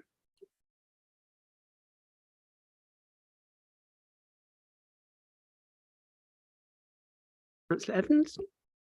Well, let's start the debate. Okay, there's a history to this site, and it goes back as through Chandler's, Councillor Stedman was involved right from the start, really, even before she was a councillor. And I looked through the history, and one of the key things with this site all the way through, and Councillor Stedman did talk to me about it, and it's on this outline planning application, is the view to the hills at the back. And even the applicant in their application, unfortunately, isn't here. You can see there, and that there's a picture here, made clear in their application that that view was key. And that view is in the neighbourhood plan, number 14. It is a view that they said, and the outline planning application said must be preserved. And the neighbourhood plan says it must be preserved. And indeed, to be fair to the applicant, they have put in their outline application, HSSP have, that this must be preserved, that, you know, it's the open, and there it says open view on the outline application. It makes it very clear on the outline application, which is approved by this committee, that open view would be retained. And the site plan has the same thing. It shows two lines coming down here, showing the view from the road, Melton Road, showing that view should be retained. Interestingly, after that, of course, the attenuation pond, which would have sat, as you know, early on in the outline planning permission where this building is, was moved. It was moved considerably away from where it was in the original outline. And then we end up with this building on top of what should have been the attenuation. I put it to the committee. When the outline planning permission was put forward, it was made very clear to this committee, and I know it was, that that view would be retained. And here we have a planning from the same applicants coming forward saying they're going to plonk a building there instead. It goes against the neighbourhood plan policy, which makes it clear that important views must be retained. And there are only 6 views in Long Clawson it mentions, and 14 is one of them. Councillor Evans, if I can just ask a point of clarity, are you talking about policy EMV 8, which the protection of important views, Control F, if this is the right one, and again, I looked at the planning officers, it says development proposals should respect the open views and vistas as shown in figure 10 and appendix 2, important views of the parish. Now, if that's the policy in question, and that's sort of where you go and have Yeah. the discussion, we would just need That's to be, why I need you here, Tom. we just Thank need you. to That is the correct statement. Yes. brilliant. We just need to be clear then how, in your view, that wouldn't respect that. So rather than just saying it exists in the Obviously, view, I haven't unfortunately got a slide with me, but anybody sitting next to me can see the two lines and can see the view that's in the original proposal by HSFPP, and it's clearly there. It shows open view through the gate, through where the drive goes for. It says open view there, and on the site plan, it makes quite clear that the view, and I can show Group Councillor Chandler, is quite through, straight through where they're now going to propose to actually put a building which will basically destroy the view, in my opinion. I have to say, in my opinion.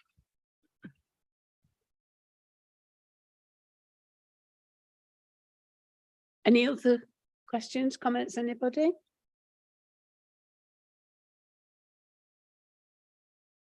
No?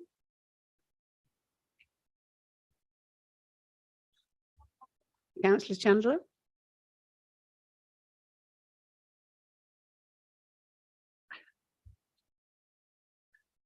It doesn't conform with the neighbourhood plan. Correct. And where it says the proposal would be well integrated with any existing adjacent business premises and complement them in character and appearance. And this is going to be standalone. There's nothing else down there at all in Long Clawson. They're all up on the hill. I mean, that's where I can go back to the local plan. And when we visualised more employment in Long Clawson, it was on Melton Road, on the hill there. And Christine Marshall, who you can remember well, she always said it was going to be another Alston Lane, Bottisford. That was her plan for it. She said it should replicate Bottisford and have, you know, these small industrial units, standalone units. And that's where this should go, in my opinion. But that's not what we're looking at. Yes.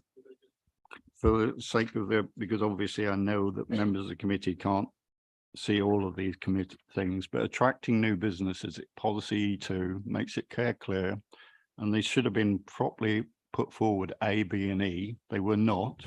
In 4.2.3, it says part of the policy of E that, but it doesn't say these words. Following criteria, the proposal is, where possible, sited in existing buildings or in areas of previously developed land. B, the proposal is of a size and scale appropriate to its rural location and not affecting adversely the character and environment of the village itself. I've just pointed out it has. It's affecting the viewpoint. And E, the proposal will be well integrated with any existing adjacent business premises and complement them in character and appearance. On all of those fronts, I feel we have a reason for rejection because, and these should have been pointed out in the report, in my opinion, why those points which were here, put forward by the policy, by the parish council, not brought to this committee, because they are pertinent to this development. Anything else to add, Gareth? So, Chair.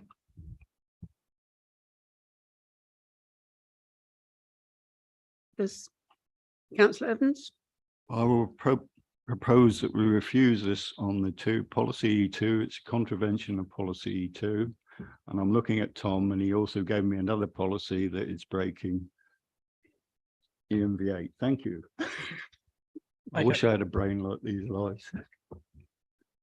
Councillor Evans, are you able to just go through each of those and just explain how you consider it doesn't comply with the policies, and then whether on the overall balance, therefore, it should be refused, because that's what officers would have to do. Yeah, well, policy E2, attracting new businesses, A, B, and E, it does not follow.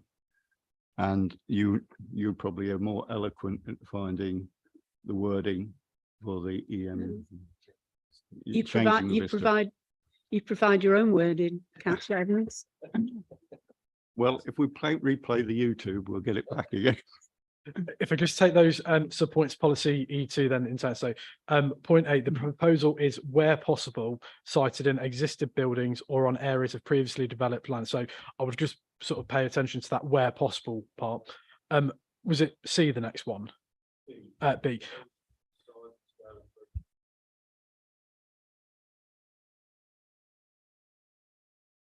Obviously, I pointed out that it does affect the environment. It breaks the neighbourhood plan, which says this is a view that must be retained. And then the proposal will be well integrated with existing adjacent business premises. There are none. And complement and in character and in appearance. So in other words, it's saying it should be near, any business development should be near existing businesses. That's my premise of reading that policy E2. I'd invite the planning officers just to comment on part E of that. The proposal will be well integrated with any existing adjacent business premises and complement them in character and appearance. I'm not sure if that's saying that they will be near another business premises, or where they are near the business premises, they would be complementing with them and integrated with it. I don't know if the planning officers can give any comment on that.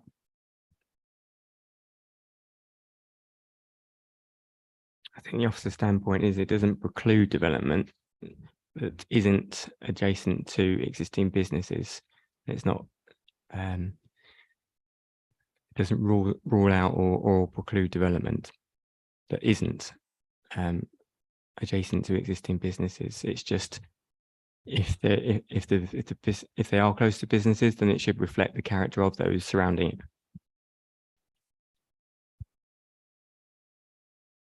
Yeah, so just to explain what we're trying to do is just pull out these reasons, just because as members that have been at appeals recently will tell you, the inspector will tear everything apart and the reason for refusal. So we need to explain how policy E2 applies. So with policy A, I appreciate what you're saying, but we need to be careful of the where possible. In terms of E2B, that sounds like you're talking more about the loss of the view, which I think is what we said was the ENV8. So I'd be cautious about using two policies.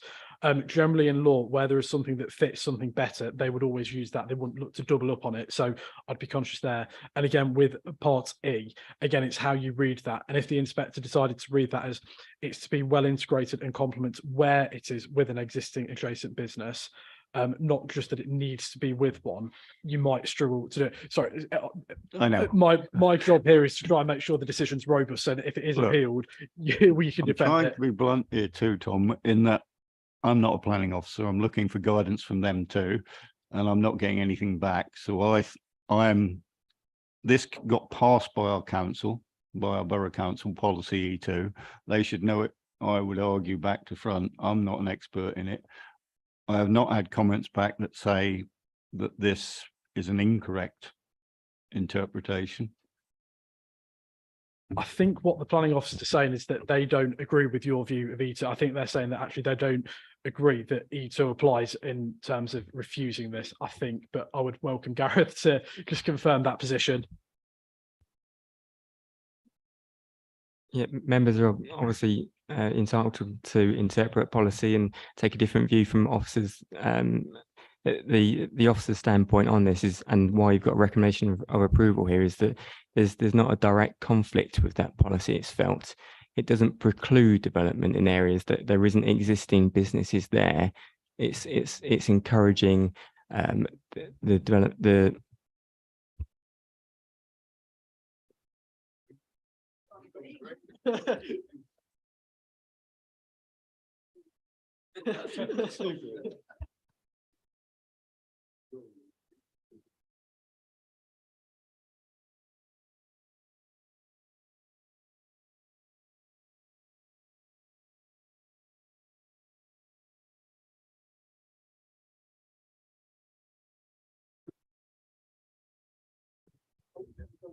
Yeah, so better. Come back. Yeah. So to clarify, it's not felt there's a direct conflict with the policy just because the site is not adjacent to existing businesses. The officer's standpoint is that if there are existing businesses, then it should integrate well. But just because there isn't a direct conflict with the policy. Okay. Let's take it again, shall we, Councillor? I shouldn't say Tom, but I'll say Tom. I believe because this started and ended, the whole reason, if you look at the design of the original outlook, they deliberately didn't put any buildings at the front because of the viewpoint. I've read the document, so you can only take my... They made it very clear that the viewpoint was be protected. I am saying that's what the committee passed the outline plan on. I think that has to be retained. That's my view, and I'm proposing therefore a refusal on the fact that this building will change what was seen by the parish and by the neighbourhood plan as an important view. So just to confirm then, we're only talking about EMV 8. Okay, my professional view is that that's only one reason for refusal. How the planning inspector would look at that, I don't know, but they would weigh that up in terms of the whole balance of whether this is more harmful than not. So what I would need you to do, if you're only going down one reason, which I would recommend that you don't anyway, you would need to really try and pull out why that's a strong reason. So not just the fact that it exists and therefore blocks the view, if you like, but why that doesn't respect the view. And you would need to go into more detail. Otherwise, if it went to an appeal, officers wouldn't know what it is that you're trying to say. Can I just say, Councillor I beg Illingworth's been pardon. waiting to speak. I don't know whether you've got any other reasons, John? Minute, am I? Yes, I'm on. Back in Jim's days, he would often say, you're better off with one good reason than a list of weak ones. And I think the view aspect is quoted in so many different instances that is quite clearly by far the most compelling reason for us to. Whether it's strong enough remains to be seen. But I would happily support a motion if it were based on only the one. I know it probably would be good if there was something else behind it, but that's either going to be good enough or it isn't. And I can't see any other reason that would be any better than that. So yeah, it's not to say that you have to have more than one reason for refusal. The only reason we're making a point that Councillor Pritchett and Chandler will say at the last appeal, if you don't list it as your reason for refusal, the planning inspector will not allow you to bring something forward at a later date. So that's why I'm saying that the whole planning system is effectively, it's the balance of seeing how the development plan aligns. So all I'm saying is you can go with one reason, but we need to really extract why that doesn't respect the view, because that's what the policy says, not just because it doesn't respect the view. So we need to understand why it doesn't respect the view. Councillor Smith. So this isn't to say that I would support refusal, but it's just to help move things along. Could we not also raise policy EC2, employment growth in a rural area? Because it says here that the applicant has said that the user is Walters Homes, who currently employs 6 employees. I don't really think that would do much to boost employment in the rural area if there's only 6 employees. Furthermore, landscape policy EN1, sorry. Councillor Evans is arguing that it would disrupt the view to the hills. You could perhaps also throw in that one. But yeah, that's not to say that I'm refusing, but yeah. Councillor Chandler. Thank you. I'm still think that E2E should be in it, because I respect what the case officer says, but on his thinking, you're going to have a business here, a business there, and a business somewhere else. I mean, the whole idea of the local plan was to put things together. You should know. That was, I mean, the whole theme, the number of meetings we had in this room 2 or 3 times a week. I mean, it was very wearying, and we tried to get through to people that we wanted all industry and commercial buildings together, not spotted about all over the place. And I would still come back and say we should have that in this. I'm sorry. It might be useful, I think, if Louise can give a view on E2E. My view was that you can read it in 2 ways. And if the planning inspector took the view that actually what it's saying is where it is next to another building, it needs to be well integrated and complemented. That would, that obviously needs to be aligned with, but not necessarily that it needs to be next to something. But Louise, I'll invite you in. Yeah, thank you very much for that. So part A of E2 within the neighbourhood plan, the proposal is where possible cited in existing buildings or an area of previously developed land. And I think their key word in there is where possible. And so in this instance, it's not possible, but that doesn't necessarily mean there's a conflict with the context of the policy here. We then move on to part B, the proposal of a size and scale appropriate to its rural location, not adversely affecting the character and environment of the village itself. I think what members will have seen from the committee report is the submission as previously proposed, which was a 2-storey, quite larger office building. Through the work of Gareth and the applicant, that has been significantly reduced now. The variation of the materials and the detailing to there be more of an appropriate rural feel to it, but I appreciate design again is something that may not be in agreement here. The proposal would involve the loss of dwellings. Well, here that isn't the case. Part D, the proposal would not increase noise levels or introduce unacceptable levels of pollution or traffic. Again, it goes back to that compatibility, doesn't it? So the compatibility with this use proposed and the neighbouring houses.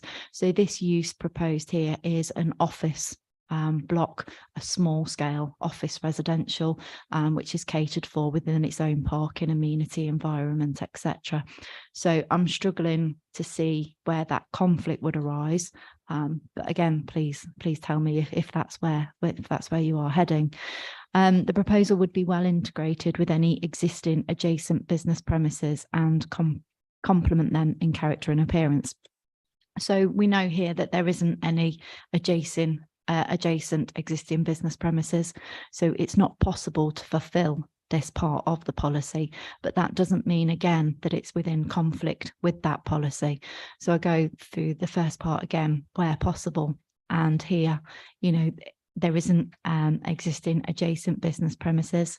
This application has been submitted within its own right on this site. And I think it is up to members to obviously find the reason for refusal and the harm, but I'm struggling here with the conflict, unless you can be more specific with the detail, please. Councillor Smith. The more I think about this, the more I think I've thought total waffle. But if we were to accept this application, could it not potentially entice other kind of businesses to come to this area of land and use this policy to help further along further applications, thus increasing the damage? Does that make sense, or is that waffle? So understanding the point there about future development and future use, we have to, this is where we kind of raise the red flags and say each application on its own merit. So at this point, we need to have a look at this application, the proposal that it is asking you to determine in isolation to what may or may not come in any future application. Okay, thank you.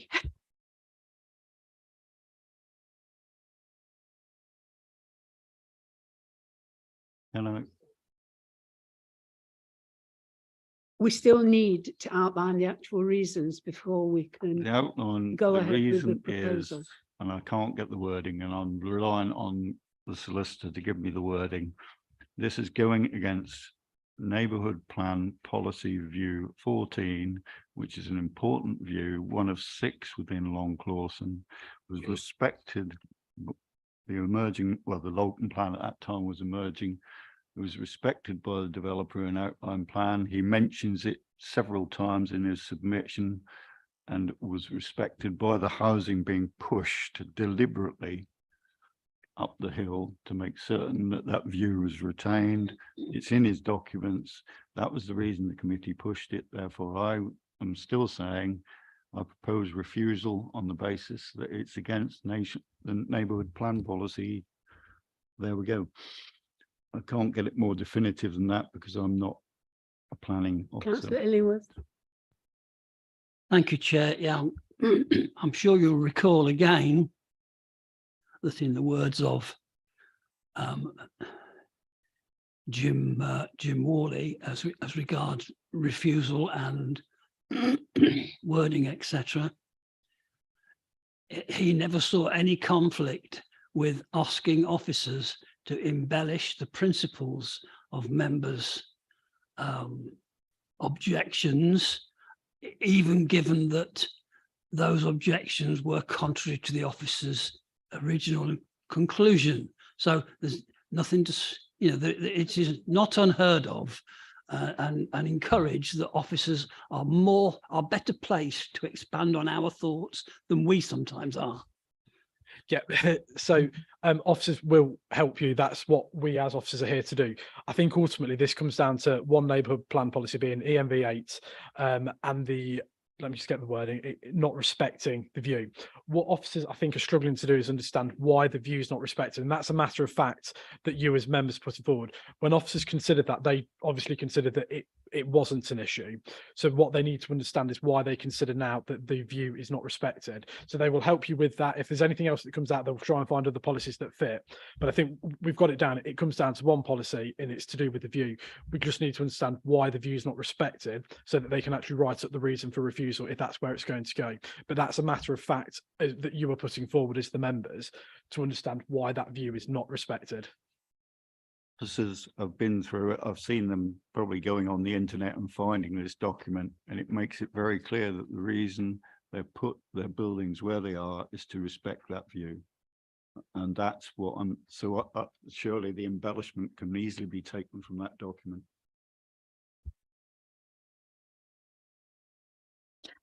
So what I'm gathering here is it's the location of the office block would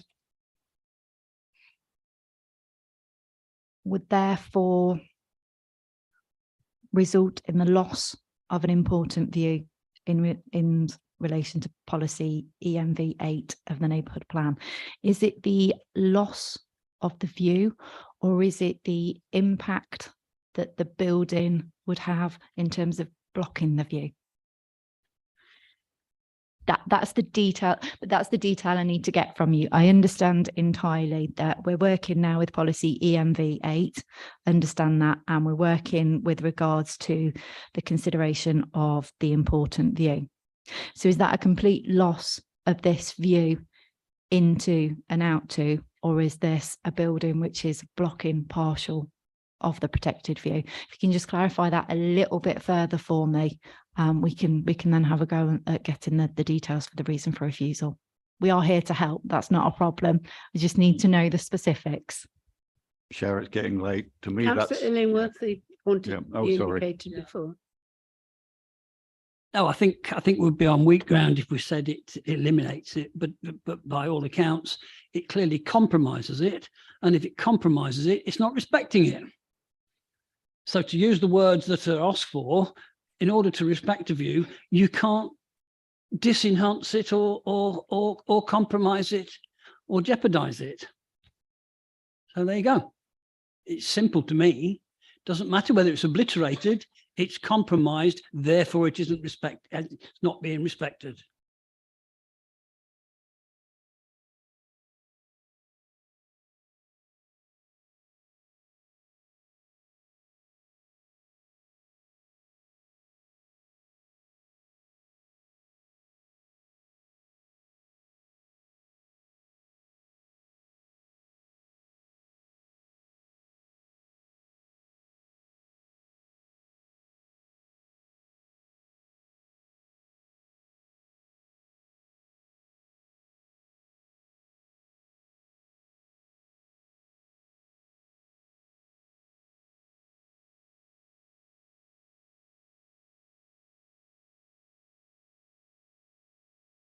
Okay, so just to confirm, we've got the location of the building does not preserve the protected view outlined in policy. So we've got the location of the building does not preserve the protected view outlined in policy ENV8 of the neighbourhood plan. And we need to say that what is the significance of the importance with regards to that view under everything else when making the planning judgment here. So why is that so significant that it outweighs the other issues that we've mentioned? Yeah, I can't get the exact wording. The view goes to the hills in the distance. If you go into Long Clawson's, I forget what the name of the hills are called, but That's the Beaver you Escarpment. probably, yeah, it's part of the Beaver Escarpment. And it's the fact that you would lose that view to the escarpment in the distance.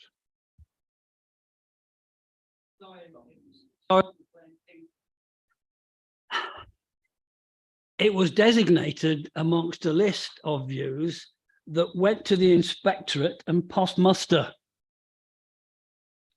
That's why it's important.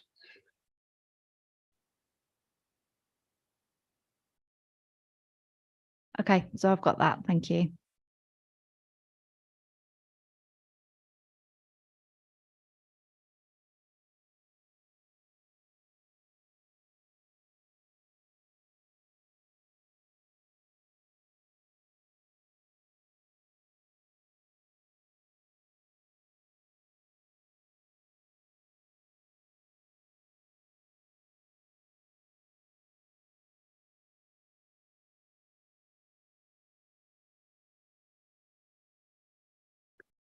Right then, it's been proposed, but it's not been seconded. Sorry, Paul.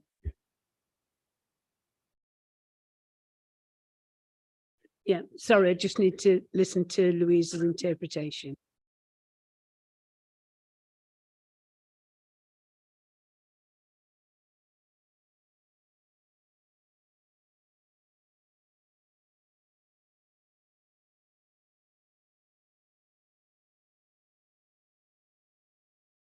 Okay, so I've got the impact of the development due to the location of the building does not preserve the protected views outlined in policy ENV 8 of the neighbourhood plan, in particular reference the views to the Beaver Escarpment. Okay. Right, it's been proposed for rejection, but it's not been seconded. Oh. Right, so Councillor Illingworth is seconding. Can we have a show of hands in agreement?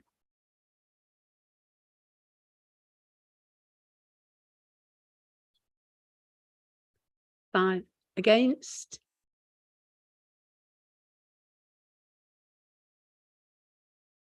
Three. Is that right? Right. It's 4-3, so reject as 5-3, sorry. So reject as one, refusal, sorry, as one. Okay, we're now on to our, welcome back, Don. We're now on to our next and thankfully last application, which is Hillcrest 29 Main Street, Eton.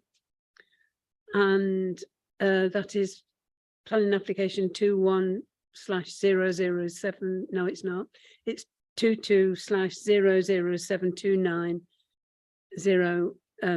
VAC. So it is Louise who is doing this again. Thank you. Thank you, Chair. So the application before you this evening is to vary the conditions of a previously approved planning application. So planning permission was granted in 2020 for a new dwelling with an internal annex. Condition 2 of that permission stated a set of plans that was conditioned to show the detail of the development. Apologies, I lost my train of thought then. What this application now proposes is some amendments to those plans which form part of the condition. So the changes made to the application, they are the relocation of the approved parking space, the provision of a native hedge along the site's front and side boundary, There's a central recessed vehicular and pedestrian gate in the road section. There's additional windows and changes to doors as well. So what I'm now planning on doing is just taking you through the details via elevation and floor plans that should make it a little bit clearer for members. So if we can move on to the next slide, please. And so what you can see in front of you here is on the west elevation, there's a provision of a new window. On the third floor, there's some changes to a second floor window and a balcony, along with patio doors that have been amended. If we can move on again, please. And again, there's a new window proposed on this elevation and the east elevation. There's also proposals here which make obscure glazing to some second floor windows here. And an annex window has been moved slightly. If we can move again, please. So on this here, there's the addition of roof lights. There's also addition of some window detailing, change of a door position as well, and a further window added on the elevation. So we can move on again, please. The reason I'm going through these quicker than usual is the detail are in the report. I'm just trying to highlight those in a plan that may make it a little bit clearer for you. So again, there's addition of roof lights. We're now on the south elevation. So the addition of roof lights, the changes to the detailing of the windows, again on this elevation. So fairly minor changes, but a number of them. If we can move on again, please. The roof space now is being used as a habitable space. So again, this is where the roof lights that we took you through on the previous screens come into play. So there's now a bedroom and an office space provided in the roof space. If we can move forward again, please. On this slide, it's showing a native hedgerow. So once the application was received, there was a number of objections that were received with regards to a stone wall, which was being proposed. The agent has listened to comments received and is now not doing the stone wall. They're now providing a native hedge as was there previously. So if we can move on again, please. What this slide here shows you, and apologies if you can't see the final detail of it, the original ground level was provided here in blue, and what we have now is the current ground level, which is in black. So what has happened as a result of the changes that have been made is soil was moved from part of the site to another part of the site, meaning that the house detail and height hasn't actually changed. What's happened is the ground level has changed as a result of some of the works taken place. So what we've shown here is the original ground level is there in blue as per the previous application. And now, since development has started to take place in terms of the moving of the ground level, you've got a revised ground level here, which is set in black. I think that's the last slide.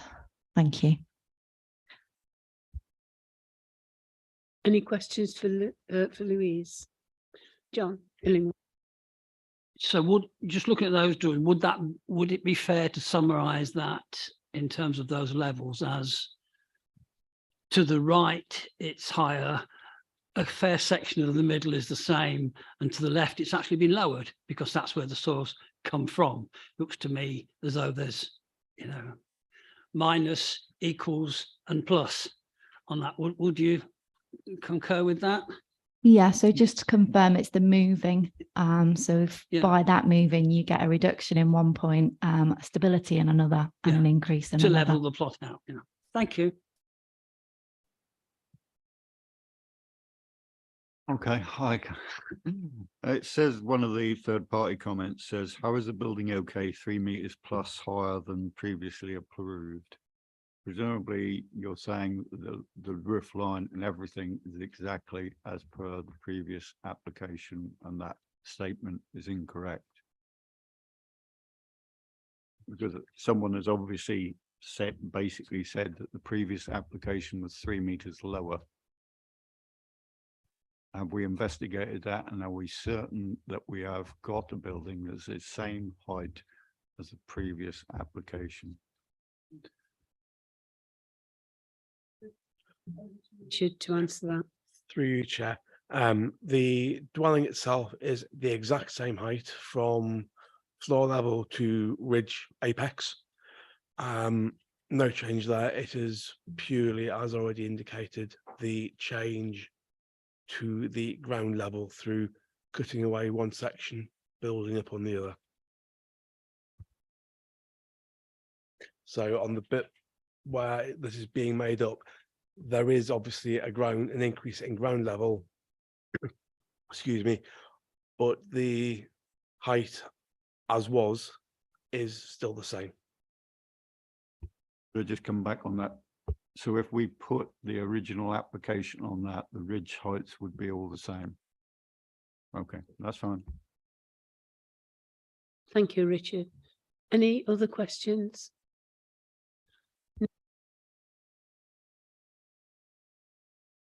Sorry. We have two speakers tonight. One is Mr. Ian Thompson, who's the objector, who's against. So if you'd like to take the chair in the middle of the table. If you'd like to press the button with the face on it, that will switch your mic on. Yeah, that's now on. You have 3 minutes, Mr. Thompson, at 30, so that you can terminate your speech. Thank you. Thank you, Chair, for the opportunity to present the views of the neighbours and many Eton villagers to this committee. It is noted that there are 13 objections to these proposals and none in support. I would seek to convey the principal concerns that we have as neighbours in that the original approved application work was not followed, hence all these variations. To demonstrate this, I will use the words taken from the original application, which was approved during the national lockdown when movements were restricted and communications were difficult. In their design and access statement 202, it says the site is an infill plot between 29 Main Street and Spring Cottage. There is an existing substantial hedge between the highway and the application site. It is proposed to retain this existing hedge except where the new entrance will be created. The site falls away from the highway and the proposed dwelling is therefore only likely to be visible by way of glimpses through the new access in the hedge. The substantial hedge was totally removed alongside the highway without discussion or prior approval. The planning officers were advised, and we understand that the applicant was instructed not to remove any further hedgerows. A few weeks later, they removed the entire mature hedgerow down the track, again without authority. I understand that this committee has been to the site to glimpse this development from the roadside. I respect your own judgment on what glimpse means. You can see the increased height and positioning of the building is very imposing on the existing dwellings and definitely compromises the planning considerations of overlooking and loss of privacy of the neighbours. The approved plans show that the ground levels in front of the new house show a ground level of 98.96 OD. The applicant unilaterally chose to raise that level by 2.29 metres, or a full room height, above this approved level. The senior planning officer and enforcement officer were both informed of this activity on the 4th of March 22 before any piling and foundation work was commenced, but no action was taken.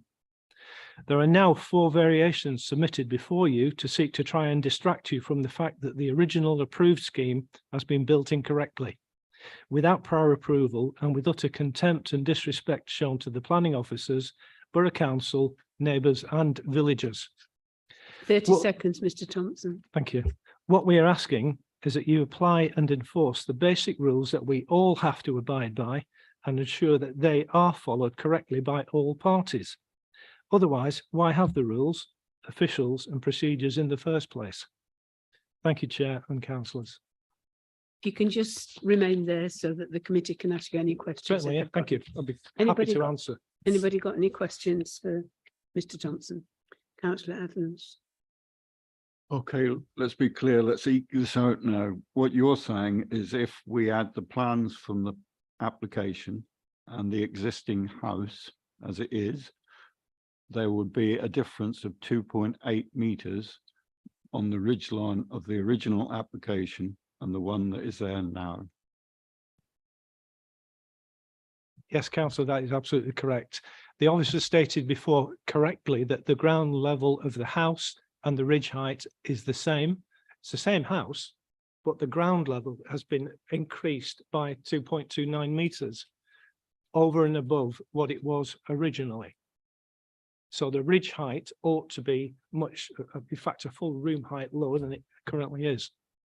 That's on their plans, not mine, and it's on their statement. It's just not been enforced and not been followed. When you say their statement and Their design and access statement, which I quoted from 2.02. And their plans, which are there for you to see as well as anybody else. It shows that level in front of the house. The plan, I don't know where they got that plan from, that showed what they said, the planning officer said was the original level, the blue line. That looks to me like the road line, because it certainly wasn't the existing ground level. The ground level was much, much less than that. Councillor Pritchett. Thank you for that. If it's been raised, what is the actual problem that manifests itself with it being raised?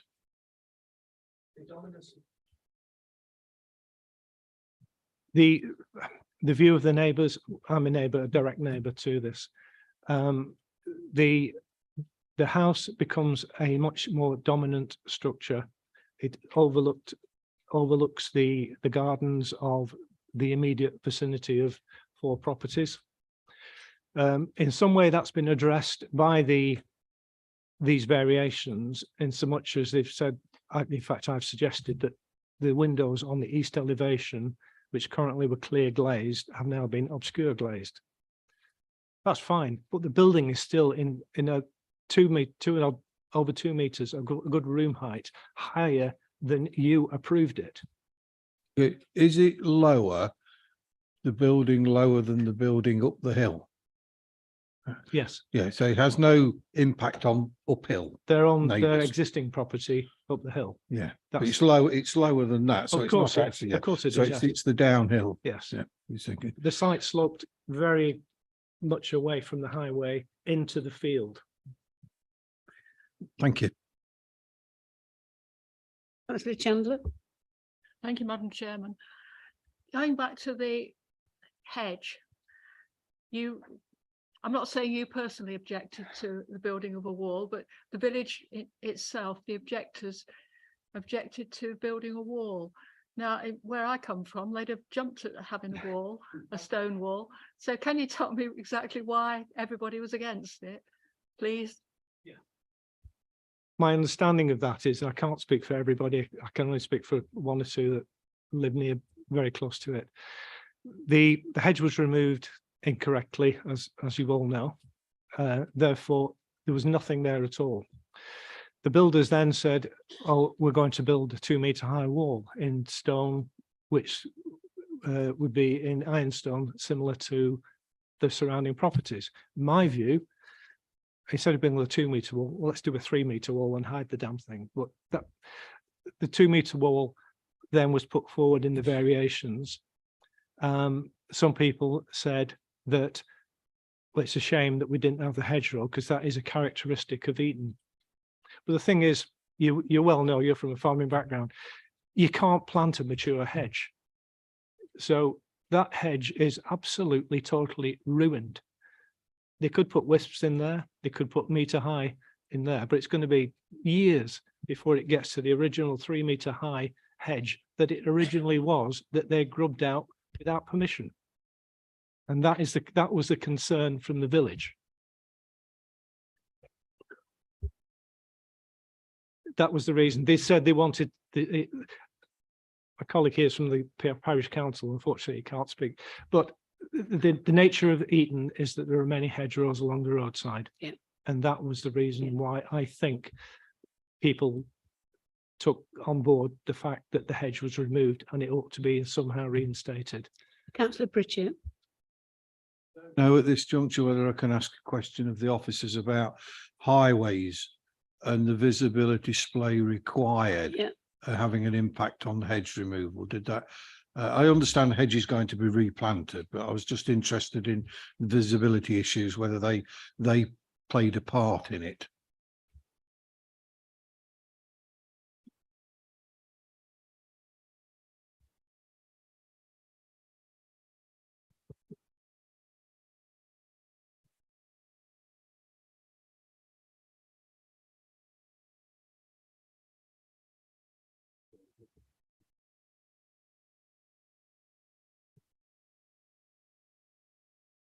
I ask you because you've got to see up and down the hill there, lorries are coming in and out, workers, and they ask for certain displays. And I do understand that when the final gate is put in, it is going to be set back from the road to allow coming out. Thank you. Louise. Yeah, so if I can take members to the highway safety and parking part of the report. So the highways were consulted on the proposal and they raised no objections to the variation of condition. They also commented that the gates are set back by 5 metres and open inwards, whilst the proposal does not conflict with vehicular or pedestrian visibility displays. So part of this now to plant a new hedge, a new native hedge, would also ensure that correct visibility is available for both pedestrian and vehicular access. In the original, when they started the works, did they say they had to have a certain visibility display, which meant taking some of the hedge out?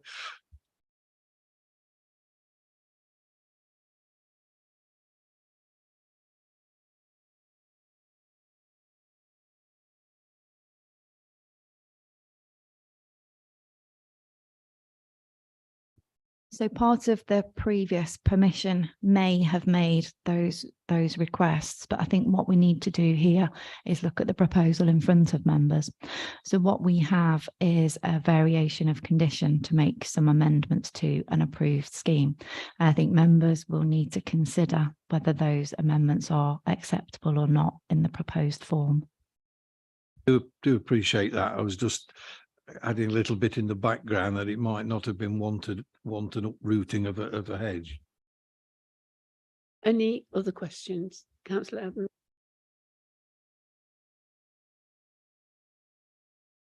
Any other questions then? No? Fine.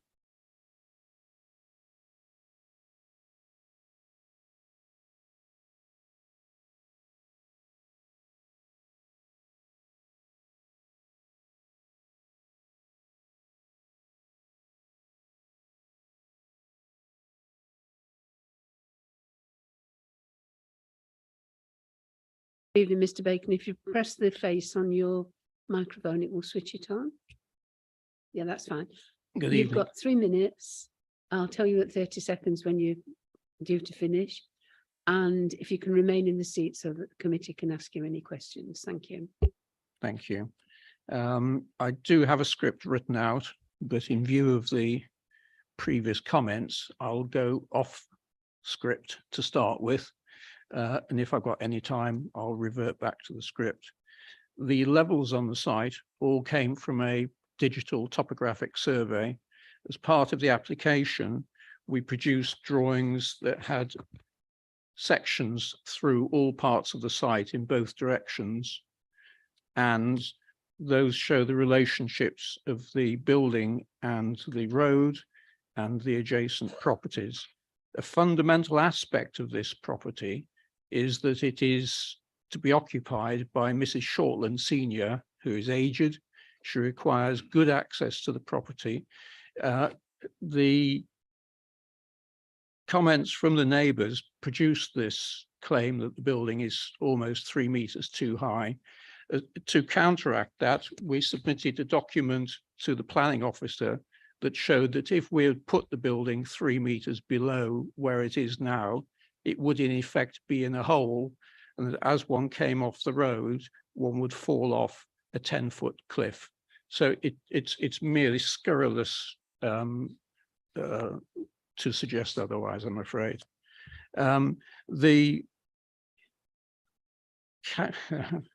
by going off script, it's sort of taken me a bit. I think the main point is that the applicant at all points has tried to make this building fit in with the character of Eton. It hasn't changed the size or the design or the height or the location on the site. And at all points, and this is part of the reason why the application has taken so long to come to committee, is that we have attempted to respond to neighbours' comments, and we've changed windows from clear to obscured. We've changed the wall to the hedge, and at every point, the applicant has tried to do what he thought the neighbours wanted. Part of that delay has meant that the building is obviously now completed. I hope that some of you have seen it. I'd like to think that it actually does fit in with Eton. It complements the character of the village and in fact enhances the character. We'd like to suggest that the committee would... 30 seconds if you can draw to a close. Yeah, the committee will support your officer's recommendation and approve these proposals. Thank you. Thank you. Right, committee, any questions for Mr. Baker? Councillor Atherton. Thank you, Chair. Why was the hedge removed in the first place? A large part of the hedge on the road would need to be removed for the visibility displays in any case. They require to be 43 metres and 2.4 metres into the site in both directions. We admit that the contractor was rather enthusiastic in taking out more than he needed to. The applicant throws his hands up and admits that, and the enforcement officer accepted that the remedy was to plant a new hedge, which we offered to do immediately. Any other questions? Councillor Evans. Obviously, the hedge is an unfortunate thing. These things do happen, and it's, as you say, it's an apology. And the suggestion was that you were actually told to stop, and you can you carried on. But let's move on from that. The 2.8 meters. You seem to be saying that there was a change in the height of the ground level that you needed to. Well, you said it would be in a hole. I've seen the site, and it is obviously there has been change to the ground level. You can see that. You're saying that the ground level is the same, basically the same. Obviously, it's been there was a slope, but you're saying the average slope is the same, and the average height is the same as when you moved onto that site. It has not been raised at all.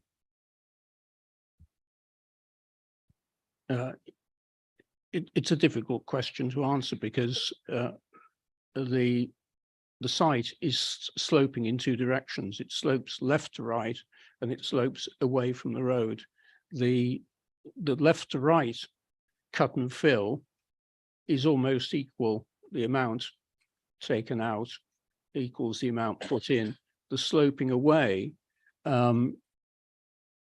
also is a certain amount of cut and fill, but less so. And I say that the prevailing requirement in that direction was to give the level access from the highway, because if we had put the building, say 2 meters or even the 2.8 meters that's being talked about lower, it wouldn't actually be possible to get into the site. It's just a fact of life. It's a practical matter of getting into the site. Otherwise, one would literally come off the road and fall 10 feet off a cliff. Does that answer? Does could I just a supplement to that? I noticed we're now looking at obscure glaze, which was never part of the original, as I understand it. Why is that? Was not that part of your consideration when you put the design together to start with? When we looked at the separation distances from the dwelling to the neighbouring properties, there are certain accepted distances from window to window dimensions. And we felt that those were more than adequate so that privacy and amenity would not be affected. Therefore, we didn't see a need for them to be obscured. And obviously the case officer for that planning application agreed with us. However, the neighbours felt that there was possibly going to be some loss of privacy or overlooking. And despite us thinking that in sort of legal terms, if you like, it wasn't required, we offered to do it in a good neighbourly fashion. Does that answer? Any other questions, anybody? No? Fine. Well, thank you very much, Mr. Bacon. Right, members, we're now open to debate. Sorry. Yeah. Members, just to remind you, you've heard a few points tonight about potential breaches of planning enforcement. Most of you will probably know planning enforcement is not relevant to a planning application. So whilst that doesn't make them acceptable in any way, and we're not looking at those, they're not relevant to this application. It is purely the matters in front of you. So the fact that something may or may not have happened and that may or may not have been a breach isn't relevant to this application. Illingworth. So effectively then, I know the answer, but just for clarity, we are looking at the amendments as detailed, and anything else is irrelevant to any decision we may make tonight. Correct. Thank you. Anybody else? Councillor Chandler? I'll be bold and I'll move approval of the recommendation. I think it's been a messy thing all the way through, and I appreciate especially in small villages, people can get very uptight, and I live in a village of 100 houses, so I know full well about that. But I can't see any reason that we can actually refuse this, and I would go put my head forward and say I would recommend approval. Councillor Atherton? I second that. Well, you lost out.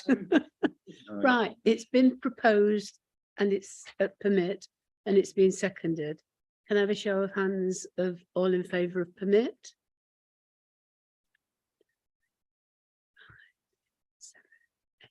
8 and against. So 8 for, 1 against. Permit is carried. Thank you very much indeed. Thank you for your attendance, but don't dash away because we've got a planning report Q2 that Louise is going to give us. So the meeting is now ended, and thank you very much. This is still part of the meeting. Yeah, public. Public. It's still part of the Oh, meeting. Yeah, the meeting hasn't been. Yeah, I wanted them out. No. Just a minute. Need to go through because we might go through.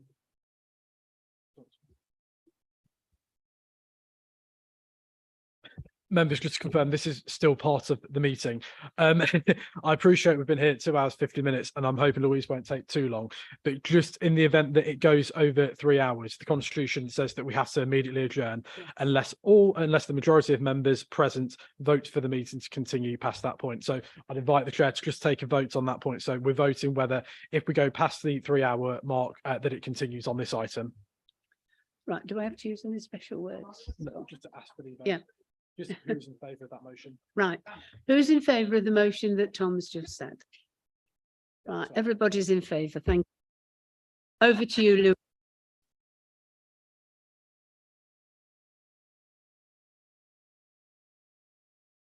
Thank you, Chair. So it's provide an update to members on the last quarter. Members will see within the performance report that things are heading in the right direction here now with planning. So major applications within time, 93% above, which was Q1, which was 86%. Minor applications, 95%, again, above Q1, which was 87. And of particular relevance there is the whole year, 21 to 22 was 77%. So at the moment, we're very much heading in the right direction.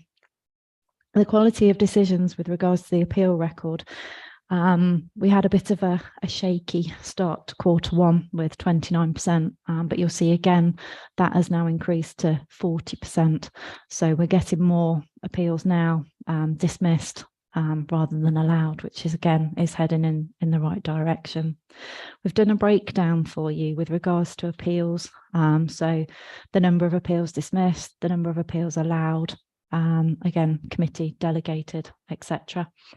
I've also included costs award in that. I know members previously have been asking questions about the appeal decisions as a whole. So we've tried to break down appeals that have commenced in the period, but not yet had their decision, and ones which still remain undetermined by PINs. We know there's a couple there that have been in for some time.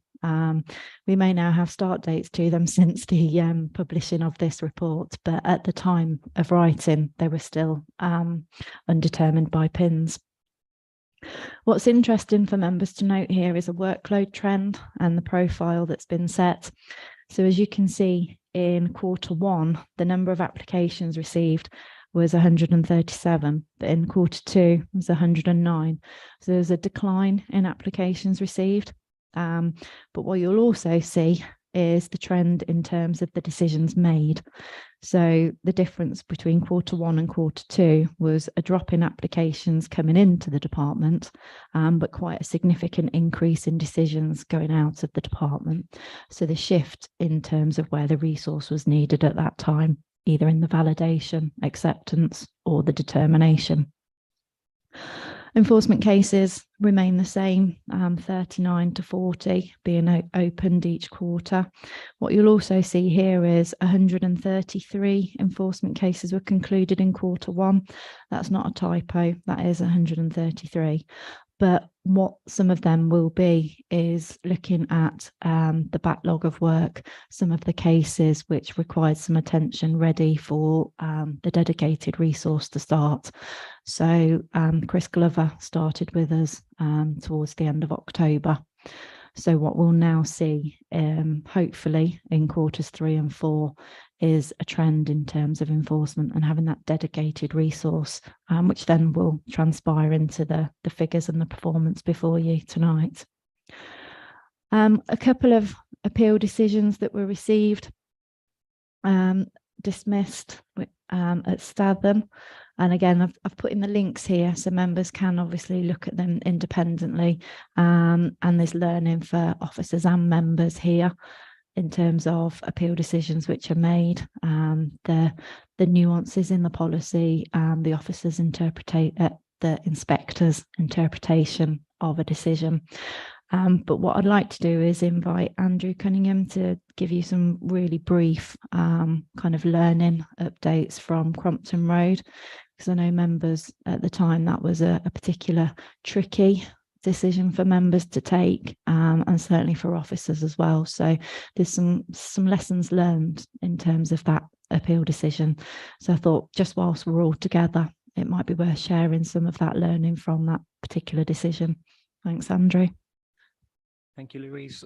So yes, this application was refused originally for 2 reasons. One for landscape and sort of impacts upon the area of separation, and then one for impacts upon heritage assets. So the inspector, in weighing up the heritage assets, obviously that's got to be weighed against the public benefits. And I know during the informal hearing, it was quite a lively debate with the appellants as well. So the inspector noted that the public benefits of the scheme being the increase of the number of houses that were coming forward, the provision of open space, affordable housing on site, and contributions to local infrastructure in this particular case would outweigh the impacts upon the Kirby Bellis scheduled monument and the other heritage assets in the scheme as well. In terms of sort of the landscape impacts and the considerations of the area of separation, So the inspector noted that there was a strong landscape buffer that was indicated on the site plan. And that was sort of the reason why the inspector concluded that it wouldn't have an impact. But also within the decision noted that the layout at reserved matters would have to be sort of carefully considered in order to preserve that, to make sure it didn't have an impact moving forward. Thank you. So yeah, that was the one particular one that we thought was worth. These areas of separation. I mean, the Easthorpe one, we've got absolutely slammed on that. And yet it's always been the Bible of separating Bottisford from a hamlet. And I got lost in his in his words, shall we say. I just didn't understand where he was coming from on that. So I think we as members need some education on areas of separation. Yeah, absolutely. And that's one of the good things about going through appeal decisions collectively, because as officers we don't know everything, and we're still learning from the inspector's decisions. So again, for members as well, you know, it's useful to get together and look at the recent appeal decisions and where inspectors are putting more considerable weight and importance on planning matters. No, so you know, that is something to learn. But again, once we report within the next quarter, we will have a similar session as well with regards to that appeal decision. But that was the one of note, really. Like I say, there are links there to all of the appeal decisions, but I thought it was just really important to capture a few of the inspectors. There's no recommendation with regards to the report. It's just for members to digest and comment. Rebecca. Thank you. So you'll know which one I'm talking about here, but one of these applications that went to appeal and was successful, I had begged and pleaded with the officer to meet with myself or the applicant to go and visit the site, because I knew that the decision was just wrong and just morally, in terms of planning, just in every sense wrong. If that officer would have gone to the site and had a proper look, and not just from wherever she was stood at the time, I feel like it would be really helpful when we as councillors come to officers and say, please, would you come and have a look with us? If we could have some sort of collaboration there, because I've got about 15 emails between myself and this officer where I'd sent them pictures, I'd sent a video of the site and everything, and just said, look, I really, really believe that this is the wrong decision to make. And every time that officer came back to me and said, no, the decision's final. And then it went to appeal. And thankfully, the appeal was successful because of all the points that I had raised with this officer. So sometimes it really does help to just go and look at the site, maybe with the applicant or the councillor who's raised it. But if those steps would have been taken and that support would have been given to myself and the applicant, this appeal process wouldn't have been necessary. So, you know, yeah. Rebecca. Could I just say, because it is part of this report, and I know this, I won't be getting Christmas cards from the planning department, I suspect, but I will say this, looking at you all, and if you could convey this, I still think that the planning department does an astoundingly hard job and does it very well. And you're fighting a big backlog and you've had real problems, but I can see, rather like our housing, I think things are improving. And I hope we can work, you know, we'll work through this and get to a stage where hopefully we know the housing market's going a bit quiet, where you have a bit of rest, and hopefully you can carry on dealing with the backlog. But please pass on my sincere thanks to all the hard work that you're doing in what has been a challenging time. Thank you.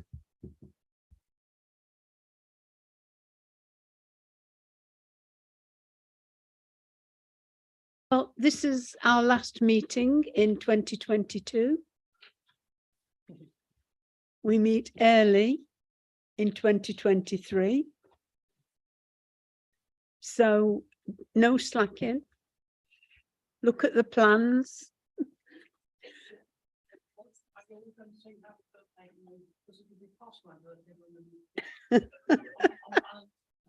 Quite right. But that is the end of the meeting. I'd just like to finish by saying, if I don't see any of you before Christmas, have a happy Christmas, and I hope you have a wonderful new 2023. Okay, thank you.